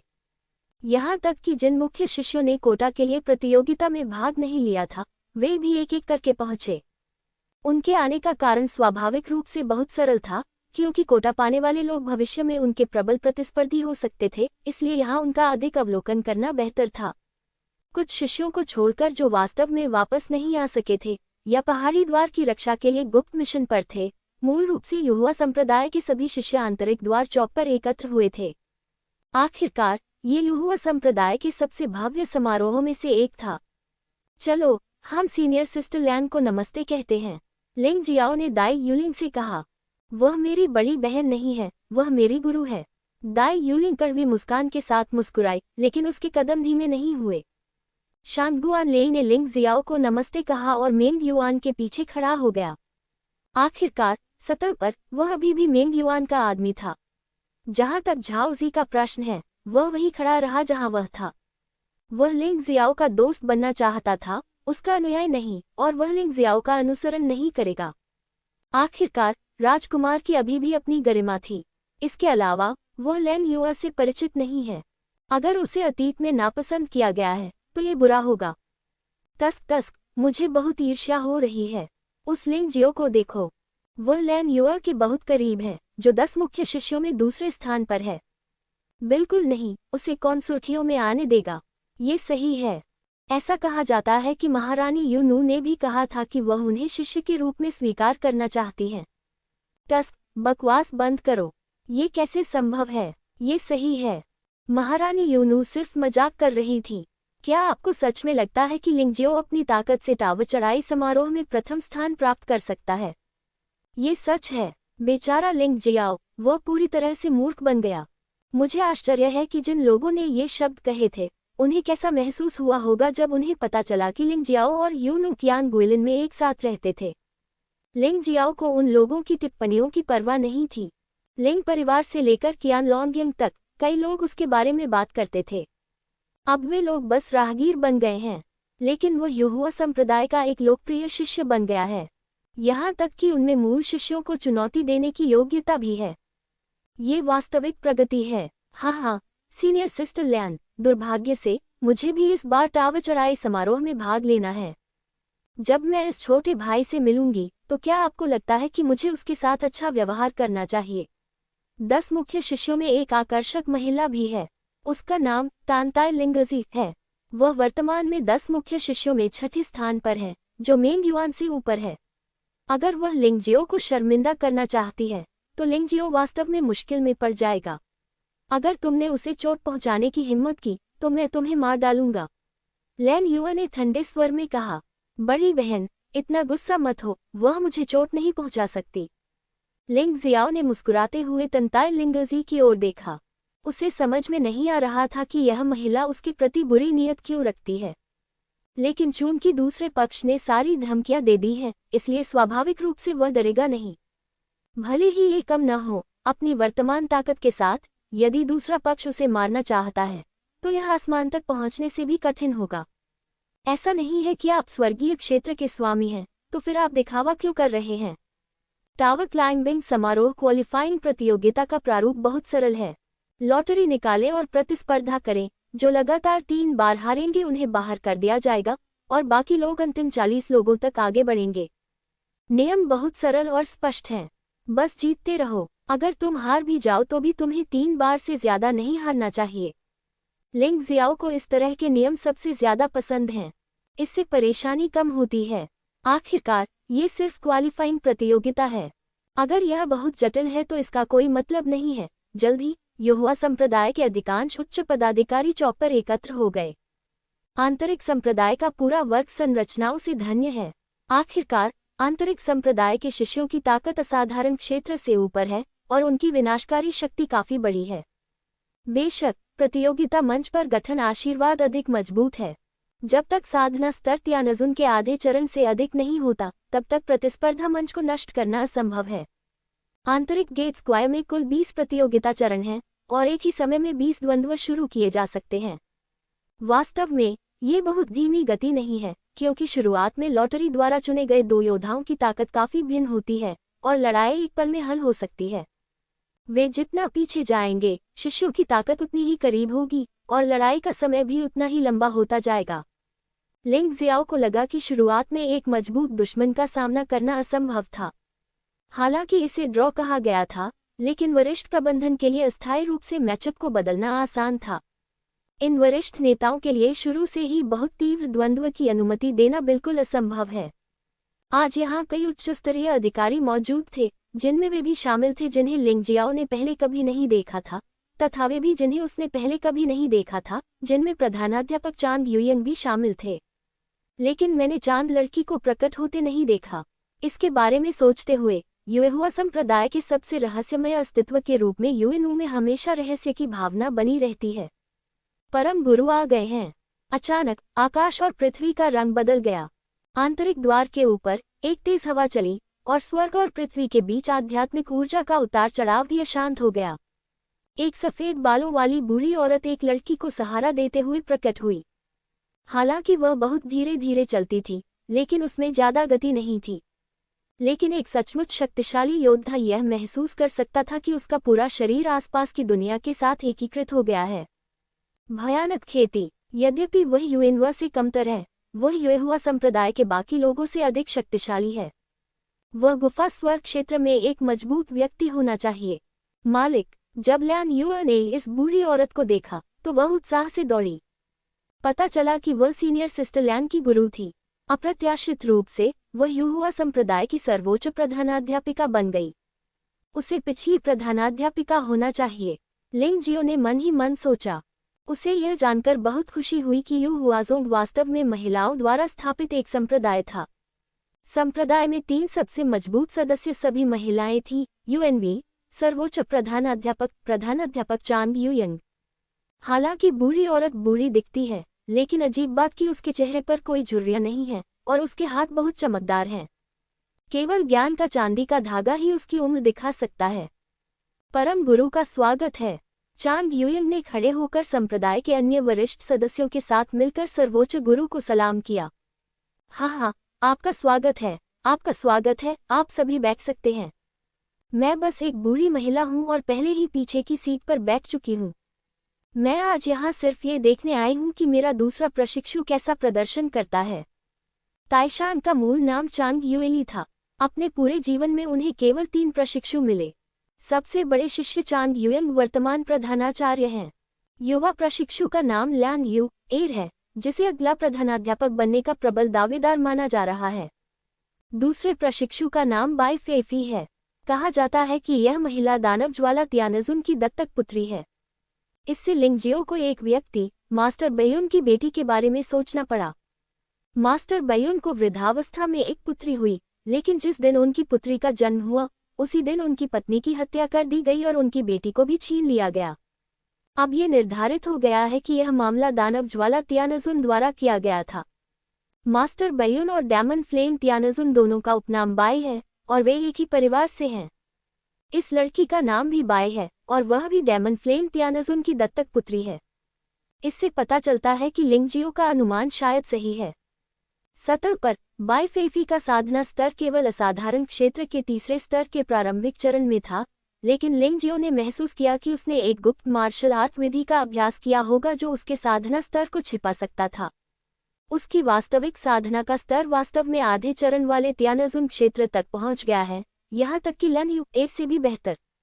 बहुत खराब योग्यता। वह ल्यान यू एर से बड़ी हो सकती है, लेकिन वह केवल 20 साल की है। त्यानजुन का आधा चरण अभ्यास करने में सक्षम होना वास्तव में आश्चर्यजनक है, लेकिन इस बारे में सोचना सामान्य बात है। सर्वोच्च गुरु चांग युएली द्वारा शिष्य के रूप में स्वीकार किया जाना असंभव है। इतनी कम योग्यता के साथ यह संभव नहीं है। ज्ञान बाई फेफी चांग युएली के साथ अभ्यास कर रही है और उसने कभी भी संप्रदाय के भीतर रैंकिंग प्रतियोगिता में भाग नहीं लिया है, इसलिए वह एक सच्ची शिष्या नहीं है। इस बार चांग युएली ने उसे बीच प्रतियोगियों में प्रवेश नहीं करने दिया। वह शायद खुद को, जो कि लंबे समय से मंदिर में रह रही थी, दूसरी शिष्या को सार्वजनिक रूप से अपनी ताकत दिखाने देना चाहती थी। जहां तक गहन उद्देश्य की बात है, वह अज्ञात है। बेशक लिंग जियो विवरण में जाने के लिए बहुत आलसी था। वैसे भी उसने केवल मास्टर बाई यू को उसकी बेटी को खोजने में मदद करने का वादा किया था। अब जब उसने देखा कि बाई फेफी ठीक है और अभी भी इतनी अच्छी तरह से रह रही है, तो मास्टर बाई यू बहुत खुश होंगे। लेंग हाओ, जो जिंगुआंग तियानजुन के पीछे खड़ा था, उसने भी अपनी भौहों पर कुछ चिंता के भाव के साथ बाई फेफी पर नजर डाली। वास्तव में उनकी साधना वृद्धि दर बहुत भयानक मानी जा सकती है। वह निश्चित रूप से प्रतिभाशाली लोगों में एक प्रतिभाशाली व्यक्ति है। उनका वर्तमान वास्तविक साधना स्तर असाधारण क्षेत्र के चौथे स्तर का प्रारंभिक चरण है।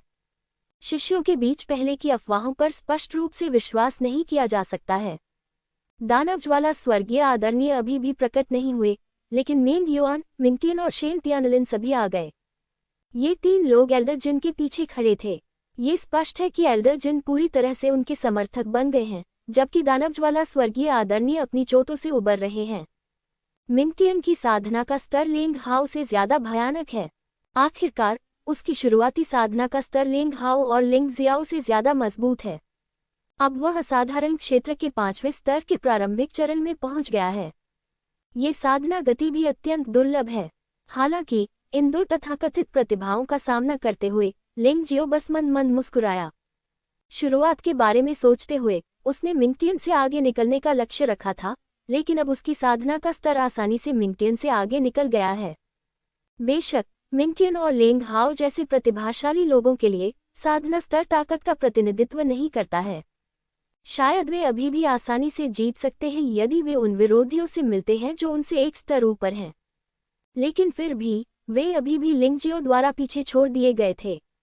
अब लिंग जियो का लक्ष्य दानव ज्वाला स्वर्गीय आदरणीय बन गया है। यदि वह डेमन फ्लेम हेवनली वेनरेबल से आगे निकल जाता है, तो उसे विश्वास नहीं होता कि युहुआ संप्रदाय उसके साथ खजाने की तरह व्यवहार नहीं करेगा, और फिर उसे डेमन फ्लेम हेवनली वेनरेबल द्वारा बदला लेने की चिंता नहीं करनी पड़ेगी। लिंग जियो, क्या तुम्हें यकीन है कि तुम मिंग तियान को हरा सकते हो? दाई युलिंग ने पूछा। Ming Tian. लिंग जियाओ ने कोई जवाब नहीं दिया, लेकिन मन मन मुस्कुराया। बहुत सारे प्रतिभाशाली लोग हैं। भले ही मिंग तियान बहुत उत्कृष्ट है, बाई फेफी, लैन यू, एर, रेन जिंगटियन, यू रेन, टैन ताई लिंगजी, मेंग युआन और अन्य लोग उससे कमतर नहीं हैं। मिंग तियान को उनमें से केवल एक माना जा सकता है। यदि लिंग जियो उसे हरा देता है, तो उसकी जीत निश्चित है। अब लिंग जियो को जिस पर अधिक ध्यान देना चाहिए, वह है तान ताई लिंगजी, जो उसके प्रति अकथनीय शत्रुता रखती है, और शेन तियानलिन, जो अभी अभी डेमन फ्लेम तियानजुन का शिष्य बना है। इन दोनों लोगों का साधना स्तर अपेक्षाकृत ऊंचा है, लेकिन इनसे निपटना सचमुच कठिन है। और इस बार उन दोनों को टॉवर चढ़ाई समारोह में भाग लेना है। हालांकि वे बीच खिलाड़ी हैं और अब उनसे नहीं मिलेंगे, उन्हें अनिवार्य रूप से युहुआ पैगोडा में लड़ना होगा। आज मून फेस्टिवल का पहला दिन है और वार्षिक टॉवर चढ़ाई समारोह शुरू होने वाला है। आज टॉवर चढ़ाई समारोह में स्थान के लिए प्रतियोगिता है। चूंकि सभी प्रतियोगी आ चुके हैं, इसलिए प्रतियोगिता अब शुरू होती है। जो बोल रहा था वह आंतरिक द्वार हॉल का स्वामी तियानयान तियानजुन था। लिंग जियाओ ने इस व्यक्ति को पहले कभी नहीं देखा था। आज जब उसने उसे देखा, तो उसे लगा कि उसका रूप आम लोगों से बहुत अलग है। उसकी भौहों के बीच वास्तव में एक सीधी आंख थी। ऐसा कहा जाता है कि उनकी मार्शल स्पिरिट ने उनके शरीर में कुछ परिवर्तन किए। ये सच है या नहीं, यह अज्ञात है। तियानयान तियानजुन द्वारा क्वालिफाइंग प्रतियोगिता शुरू होने की घोषणा के बाद सभी लोग लॉटरी निकालने चले गए। जूनियर भाई लिंग, याद रखना, जब तुम मेरी बड़ी बहन से मिलो तो बस अपने आत्मसमर्पण की घोषणा करो। आधा कदम तियानजुन ऐसी चीज नहीं है जिसे तुम भड़का सको। इसके अलावा मेरी बड़ी बहन का चरित्र दानव ज्वाला तियानजुन के समान है। वह बहुत क्रूर और शातिर है। वह अपने मालिक के एहसान पर निर्भर थी। भले ही मैं तुम्हें मौके पर ही मार दूं, कोई भी कुछ कहने की हिम्मत नहीं करेगा। प्रतियोगिता शुरू होने से पहले लैंग यू एर ने लिंग शियाओदाओ को याद दिलाया। मैं समझ गया, बड़ी बहन। लिंग जियाओ को स्वाभाविक रूप से पता था कि लैन यू एर यह सब अपने भले के लिए कर रहा था और वह दिखावा करने वाला व्यक्ति नहीं था। वैसे भी जब तक उसके पास योग्यताएं हैं, उसे अब प्रथम स्थान लेने की जरूरत नहीं है। एक आदमी झुक सकता है और खींच सकता है, लेकिन एक अजेय दुश्मन के सामने खुद को लड़ने के लिए मजबूर करना सरासर मूर्खतापूर्ण निर्णय है। ड्रॉ समाप्त होने के बाद लड़ाई शुरू होती है। शुरुआत में, जैसा कि कई लोगों ने उम्मीद की थी, दोनों युद्धरत दलों के बीच का अंतर अपेक्षाकृत बड़ा था, इसलिए लड़ाई जल्दी खत्म हो गई। परिणाम मूल रूप से एक चाल से निर्धारित होता था और कुछ लोग बिना लड़े भी जीत जाते थे। जब तक केवल 100 या इतने ही लोग बचे थे तब तक खेल धीरे धीरे धीमा होता चला गया। इस समय ये वास्तव में एक सफेद गर्म चरण में प्रवेश कर चुका है। यदि आप सावधान नहीं हैं तो आप सीधे समाप्त हो सकते हैं। लिंग जियाओ ने शुरू से लेकर अब तक एक बार भी हार नहीं मानी है और उसने अपने सभी विरोधियों को सिर्फ एक चाल से हरा दिया है। हालांकि चून की प्रतिद्वंद्वी बहुत कमजोर था और कुछ भी नहीं देख सकता था, इसलिए उसने अधिक ध्यान आकर्षित नहीं किया। आखिरकार इसी तरह जीतने वाले अन्य शिष्यों में मिंग तियान, लिंग हाओ, बाई फेफी, वु यांग और किन वू शामिल हैं। लिंग जियो को केवल अंदर से कम आकर्षक व्यक्ति के रूप में माना जा सकता है। लड़ाई जारी है। जल्द ही उत्तरी हान राजवंश की राजकुमारी झाओसी की बारी आई। झाओसी पहले ही 2 मुकाबलों में हार चुका था, एक अपने भाई झाओजी से और दूसरा दाई युलिंग से। ऐसा इसलिए हुआ क्योंकि वह भाग्यशाली थी और उसे किसी ऐसे व्यक्ति से नहीं मिला जो उससे अधिक शक्तिशाली हो, अन्यथा वह और भी अधिक उदास हो जाती। इसलिए ये लड़ाई उसके लिए महत्वपूर्ण है। संयोग से लिंग जियो की लड़ाई अभी अभी समाप्त हुई थी, इसलिए वह के कारण दर्शकों के बीच खड़ा होकर देखने लगा। इस बार झाओसी का प्रतिद्वंद्वी तलवारबाज राजा है। तलवारबाज राजा को एक बार लिंग जियो ने बुरी तरह हराया था और लिंग जियो ने उसे लगभग मार ही डाला था। अब वह किस्मत से बच गया है और उसकी ताकत में कोई कमी नहीं आई है, लेकिन दुर्भाग्य से कोई प्रगति नहीं हुई है। लेकिन फिर भी वह अभी भी असाधारण क्षेत्र में दूसरे स्तर का योद्धा है। झाओसी को बहुत आसानी से पराजित कर दिया गया। तलवारबाज राजा ने कोई दया नहीं दिखाई। सबसे हास्यास्पद बात कि झाओसी एक बार लिंग जियो से बहुत असंतुष्ट था क्योंकि लिंग जियो ने तलवारबाज राजा को घायल कर दिया था। लेकिन आज उसे तलवारबाज राजा ने इतना घायल कर दिया कि उसके कपड़े फट गए। दर्शकों के लिए यह बहुत शर्मनाक था। शिष्य विस्मय में थे। लिंग जियाओ आह भरने से खुद को रोक नहीं सका। इस सबक के बाद इस महिला को समझ जाना चाहिए कि दुनिया खतरनाक है ना? 3 असफलताओं के बाद झाओसी को बाहर होने का पछतावा हुआ और अंतिम हार अपमानजनक थी। यह उसका भाई झाओजी था जिसने उसे पहनने के लिए कपड़े का एक टुकड़ा दिया और उसे अपने कंधों पर लेटने और फूट फूट कर रोने दिया, अन्यथा वह बहुत शर्मिंदा होती। अगला खेल जो लिंग जियो ने देखा वह मिंग तियान की लड़ाई थी। मिंग तियान का प्रतिद्वंद्वी पारलौकिक क्षेत्र के 6ठे स्तर के आरंभिक चरण में एक आंतरिक संप्रदाय का शिष्य था। साधना के मामले में वह मिंग तियान से अधिक शक्तिशाली था, इसलिए मंच पर आते ही उन्होंने बड़े आत्मविश्वास के साथ हमला करने की पहल की। हालांकि इससे पहले कि उसका हमला मिंग तियान तक पहुंच पाता, उसे भारी चोटें आईं। उसका शरीर उड़कर प्रतियोगिता मंच के नीचे गिर गया। अभी क्या हुआ?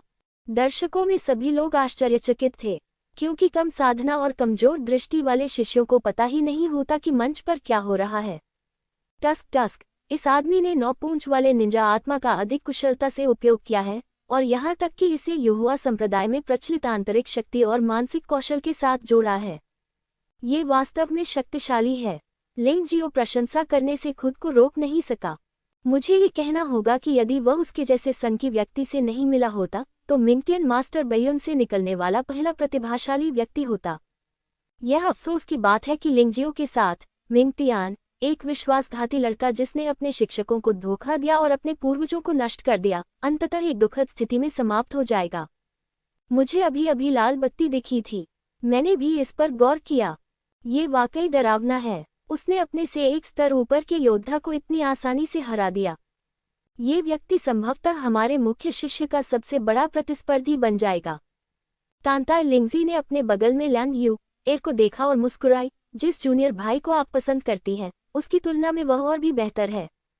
लैन यू एर ने उसे अनदेखा किया और बस हल्के से मुस्कुराई।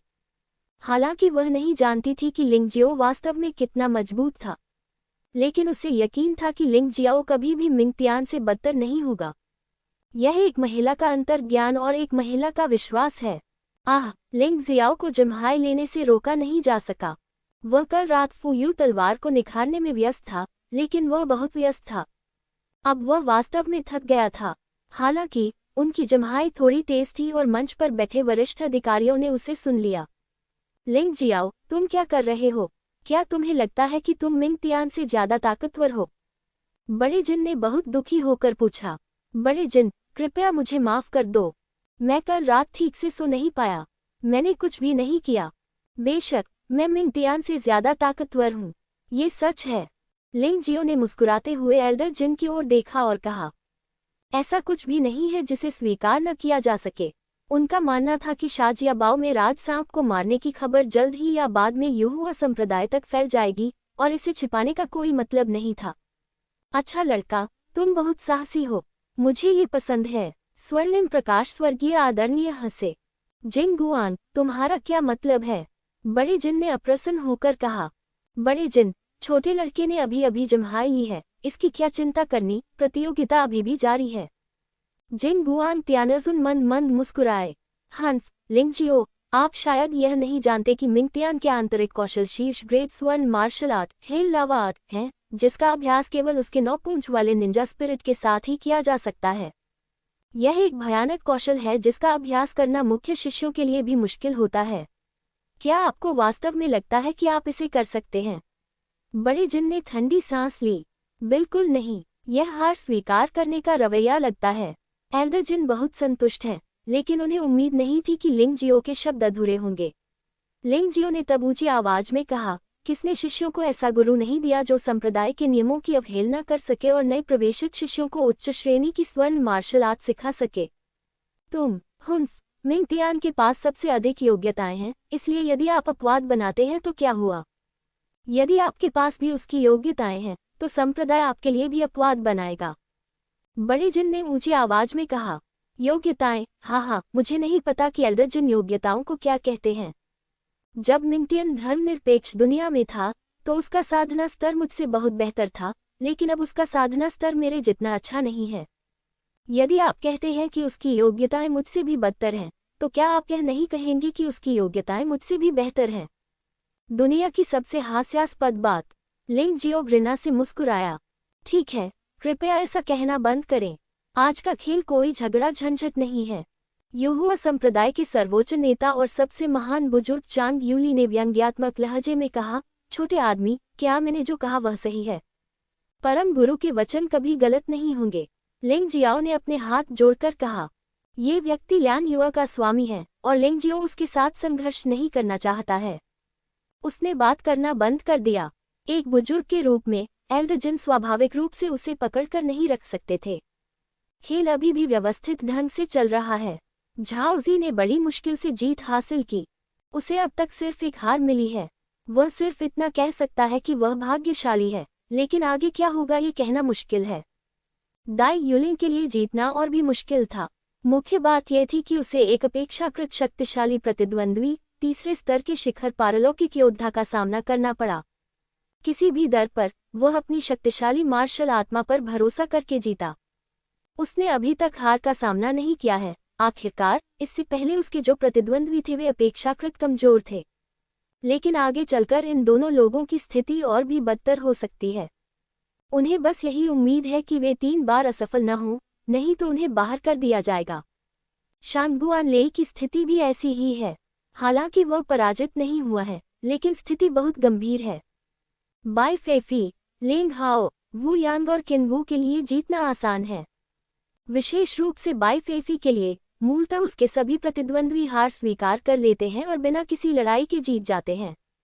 इस तथ्य के अलावा कि वह दानव ज्वाला त्यानजुन की दत्तक पुत्री और सर्वोच्च गुरु की शिष्या है, उससे भी महत्वपूर्ण बात कि उसने अपने पहले हमले में एक बाहरी शिष्य को अपंग कर दिया था। कोई भी उसके साथ अगली बार लड़ने की हिम्मत कैसे कर सकता है? प्रश्नवाचक चिन्ह। सुप्रीम हेडमास्टर ने बड़े ऊंचे स्वर में बात की, जिससे ये संकेत मिलता है कि बाई फेफी शायद ही कभी ऐसी चर्चाओं को स्वीकार करती है, इसलिए हमला गंभीर नहीं था और जानबूझकर नहीं किया गया था। लेकिन लिंग जियो को स्पष्ट रूप से एहसास हुआ कि उसने ये जानबूझकर किया था। अब उसे कुछ हद तक समझ में आ गया है कि दानव ज्वाला तियानजुन को इतना घमंड क्यों है। उसने मास्टर बैयुन की बेटी को इतनी क्रूर और दुष्ट महिला के रूप में पाला है। ये वास्तव में मास्टर बैयुन के लिए एक बड़ा झटका है। कुछ समय तक दूसरे लोगों की लड़ाइयां देखने के बाद आखिरकार लिंग जियाओ की बारी फिर से आई। क्या संयोग था, उसका प्रतिद्वंद्वी आंतरिक शिष्य निकला जो पारलौकिक क्षेत्र के छठे स्तर के शुरुआती चरण में था और जो अभी अभी मिंगटियान से हारा था। लिंग जियाओ मुस्कुराया और प्रतियोगिता के मंच पर कूद गया। हालांकि वह बहुत खूबसूरत नहीं दिख रहा था, लेकिन वह हल्का और हवादार दिख रहा था। उसने स्पष्ट रूप से अपने शरीर के कौशल का पूर्णता तक अभ्यास किया था। आंतरिक शिष्यों में बहुत कम 7वें स्तर और छठे स्तर के पारलौकिक क्षेत्र के योद्धा हैं, कुल मिलाकर 10 से ज्यादा नहीं। लिंग जियाओ वास्तव में एक से मिलने के लिए बदकिस्मत है। कम से कम झाओजी, दाई युलिंग और शानगुआन लेई की तुलना में वे अपेक्षाकृत खराब हैं। लिंग जियो वहीं खड़ा रहा, बस अपने प्रतिद्वंद्वी को उदासीनता से देखता रहा और फिर अपने हाथों को कप के आकार में करके बोला, कृपया मेरे वरिष्ठ भाई से कोई चतुर चाल पूछिए। तुम मुझे नीची नज़र से देखते हो। यह मत सोचो कि अगर मैं मिंगटियन से हार गया तो मैं तुमसे भी हार जाऊंगा। भीतर का शिष्य ठंडी सांस लेते हुए बोला, मिंगटियन एक प्रतिभाशाली शिष्य है, लेकिन आप नहीं हैं। वह उग्रता से बोला, लेकिन उसके शरीर में असली ऊर्जा निरंतर एकत्रित होती रही। ओह, सच में, वह एक प्रतिभाशाली व्यक्ति है, मैं नहीं। लिंग जियाओ ने मुस्कुराते हुए कहा, वह तुम्हें एक ही चाल से हरा सकता है। अगर मैं कोई चाल नहीं चलूंगा तो तुम भी हार जाओगे। बकवास, लोगों को डराना बंद करो। भीतर का शिष्य लिंग जियाओ की बकवास पर कैसे विश्वास कर सकता था। उसने अचानक अपनी सारी सच्ची ऊर्जा इकट्ठी की और हाथ में स्टील का चाकू लेकर लिंग जियाओ की ओर दौड़ा। पहाड़ तोड़ने वाली तलवार की तकनीक बल से पहाड़ों को चीरे। लिंग जियाओ अभी भी वहीं खड़ा था, हिला नहीं। भीतर का शिष्य हैरान और संदिग्ध था। उसे नहीं लगता था कि लिंग जियाओ ऐसा मूर्ख था जो कोई कार्रवाई नहीं करता। यहाँ जरूर कोई साजिश होगी, लेकिन असल में साजिश क्या है उसको नहीं मालूम। तलवार चलाने की तकनीक पुरानी हो चुकी थी और उसे वापस लेना असंभव था। उसने बस अपने दांत पीसकर स्टील के चाकू से आगे वार किया। गिरना। लिंग जियाओ की आंखों में मुस्कान थी और उसने एक शब्द फुसफुसाया। जैसे ही उन्होंने बोलना समाप्त किया, आंतरिक शिष्य सीधे जमीन पर गिर पड़ा, मानो उसे किसी चीज ने जकड़ लिया हो और वह हिलने में असमर्थ हो गया। तुम वास्तव में जादू का उपयोग करते हो। भीतर का शिष्य आश्चर्य से चिल्लाया। बेवकूफ, अगर तुम अब भी हार नहीं मानोगे तो तुम प्रतियोगिता मंच का इस्तेमाल कर रहे हो। कैसा जादू है? जो बोला वह फॉर्मेशन हॉल का मास्टर था। वह ये जानकर आश्चर्यचकित थी कि प्रतियोगिता मंच पर जहां लिंग जियो बैठा था, वास्तव में वह संरचना लिंग जियो द्वारा नियंत्रित थी। इस संरचना पर पहले से ही भारी दबाव का प्रभाव है। इसका उद्देश्य कुछ शिष्यों को नियंत्रित करना है जो अचानक पागल हो जाते हैं। अप्रत्याशित रूप से लिंग जियो ने वास्तव में इसका इस्तेमाल किया। क्या इसे एक कदम माना जाएगा? ऐसा लगता है कि यह वास्तव में मायने नहीं रखता। इस बार तो सुप्रीम हेडमास्टर भी आश्चर्यचकित हो गए। वह इस बात से नहीं डरती कि लिंग जियाओ कितना ताकतवर है। वैसे भी, चाहे वह कितना भी ताकतवर क्यों न हो, वह अभी भी उसके कई प्रशिक्षुओं जितना मजबूत नहीं है। खुद को तो छोड़ ही दीजिए। लेकिन ये बच्चा इतने कम समय में प्रतियोगिता के मैदान की संरचना को नियंत्रित करने में सक्षम था। ये भयानक था। मैं हार मानता हूँ। आंतरिक शिष्य का चेहरा इसे दबाने से लाल हो गया, लेकिन उसके पास वहीं पड़े रहने के अलावा कोई विकल्प नहीं था। वह खड़ा होने में असमर्थ था। इसलिए मैं केवल हार स्वीकार कर सकता हूँ। दुर्भाग्यवश हार स्वीकार करने के बाद भी वह 3 बार हार गए और उन्हें बाहर होना पड़ा। उसकी किस्मत बहुत खराब थी। उसकी मुलाकात क्रमशः बाई फेफी, मिंगटियान और लिंग जियाओ से हुई। शुरू में उसने सोचा था कि बाई फेफी से हारना सामान्य बात है और उसे मिंगटियान और लिंग जियो से निपटने में आत्मविश्वास होना चाहिए, लेकिन कौन जानता था कि अंतिम हार पिछली हार से भी अधिक बदसूरत होगी। श्रोताओं में एक आश्चर्यजनक चर्चा हुई। कई लोग इस बारे में बात कर रहे हैं कि लिंग जियो कितना डरावना है।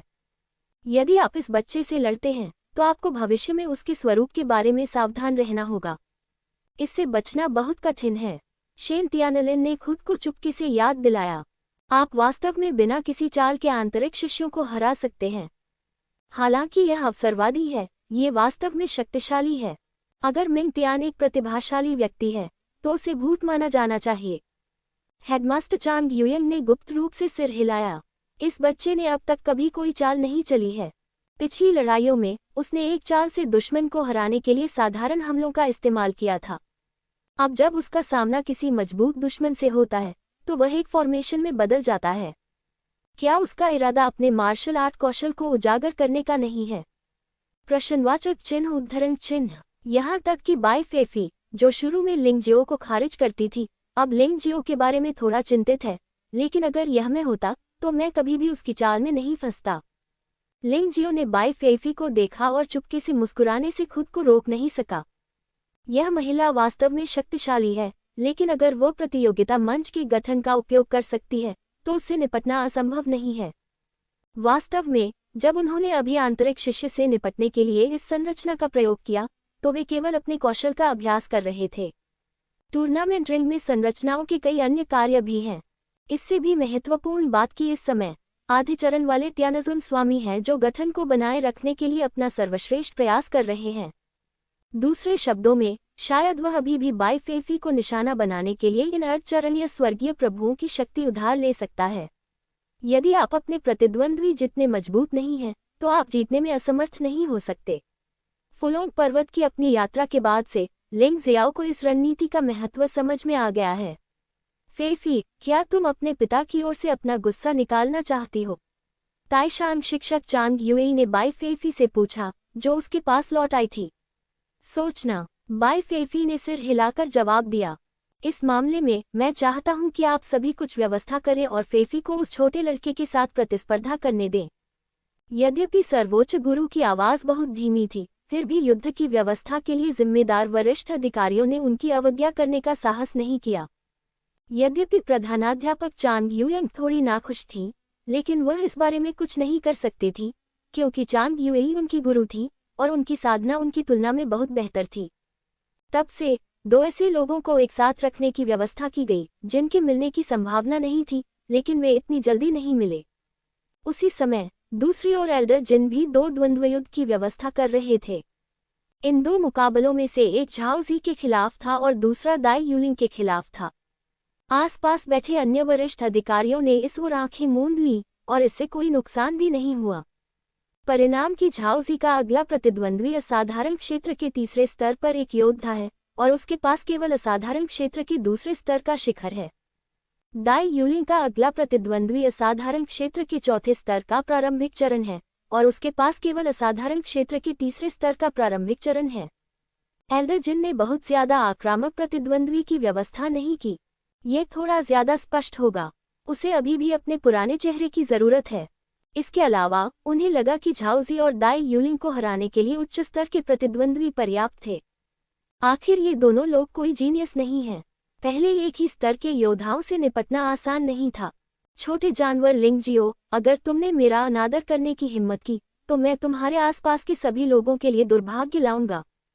उसने लिंग जियो को ठंडी निगाह से देखा और मन ही मन सोचा, प्रतिष्ठित कानून प्रवर्तन हॉल का मुखिया इतना तुच्छ है।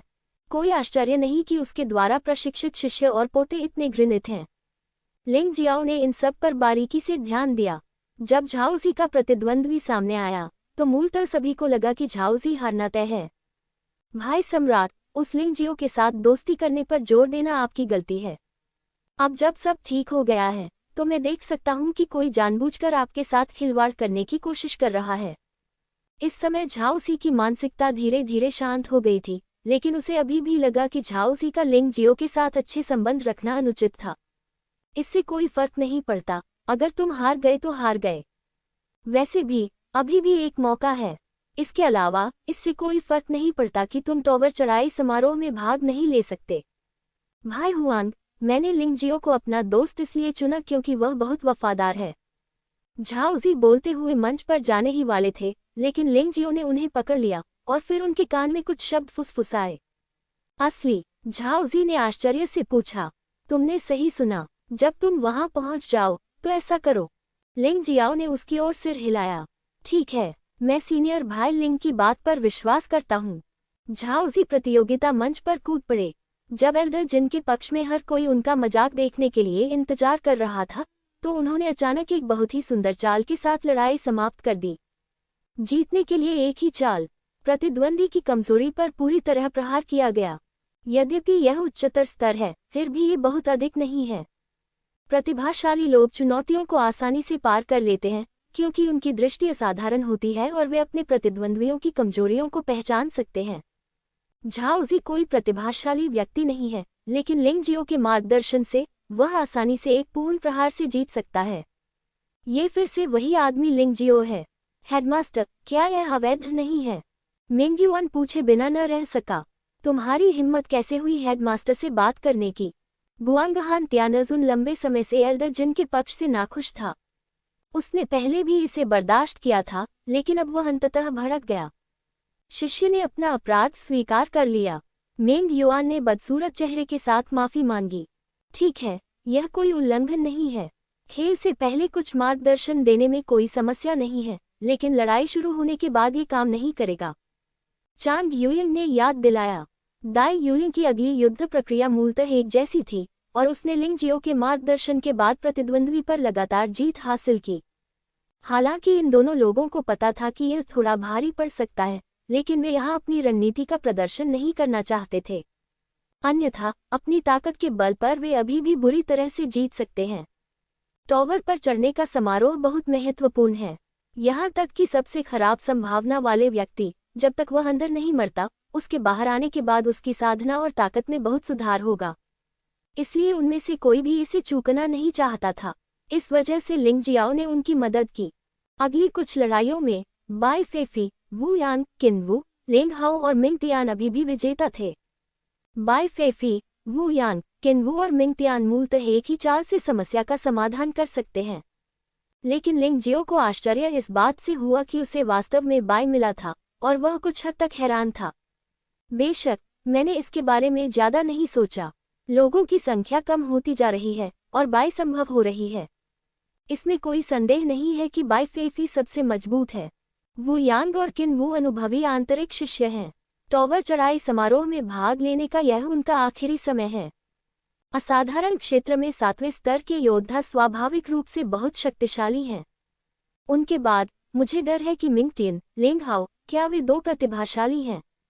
अरे, लिंग जियाओ को मत भूलना। उसने अब तक पूरी जीत हासिल की है।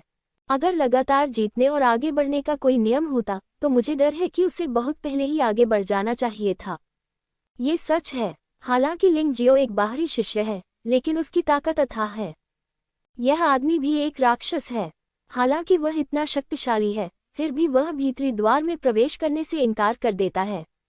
ये वास्तव में अजीब है। दर्शकों में खूब चर्चा हुई, लेकिन चर्चा का केंद्र लिंग जियो था, क्योंकि अब तक लिंग जियो ही उनके लिए सबसे मुश्किल व्यक्ति था। चलो देखते हैं। लिंग जियो कुछ चाले चलेगा, लेकिन हो सकता है कि उसके पास असली ताकत न हो। जाहिर है, लिंग जियो के बारे में चर्चा स्पष्ट रूप से ध्रुवीकृत है। अगर तुम्हें ये पसंद है तो तुम्हें ये बहुत पसंद है।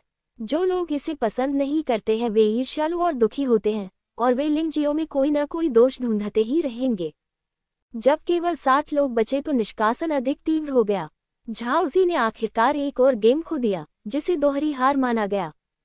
हालांकि लिंग जियाओ को लगा कि इस हार में झाओजी बहुत बुद्धिमान था। प्रतिद्वंद्वी के हाथ में कीमती खजाना था, इसलिए कड़ी लड़ाई की कोई जरूरत नहीं थी। खैर, 2 असफलताएं तो निश्चित रूप से स्वीकार्य थीं। यह अंतिम 40 स्थानों के करीब था, इसलिए शारीरिक शक्ति बर्बाद करने का कोई कारण नहीं था। शायद इस दौर की लड़ाई के बाद फिर से लड़ने की जरूरत नहीं होगी। दाई यूलिंग ने मिंग टियन से मुलाकात की और सीधे तौर पर अपने आत्मसमर्पण की घोषणा की। वह ऐसी लड़ाई नहीं लड़ेगी जिसे जीतना असंभव हो, और अगर वह ये खेल हार भी गई तो वह केवल एक बार हारी। जहां तक शांगुआन लेई का सवाल है, वह बेहद भाग्यशाली थे।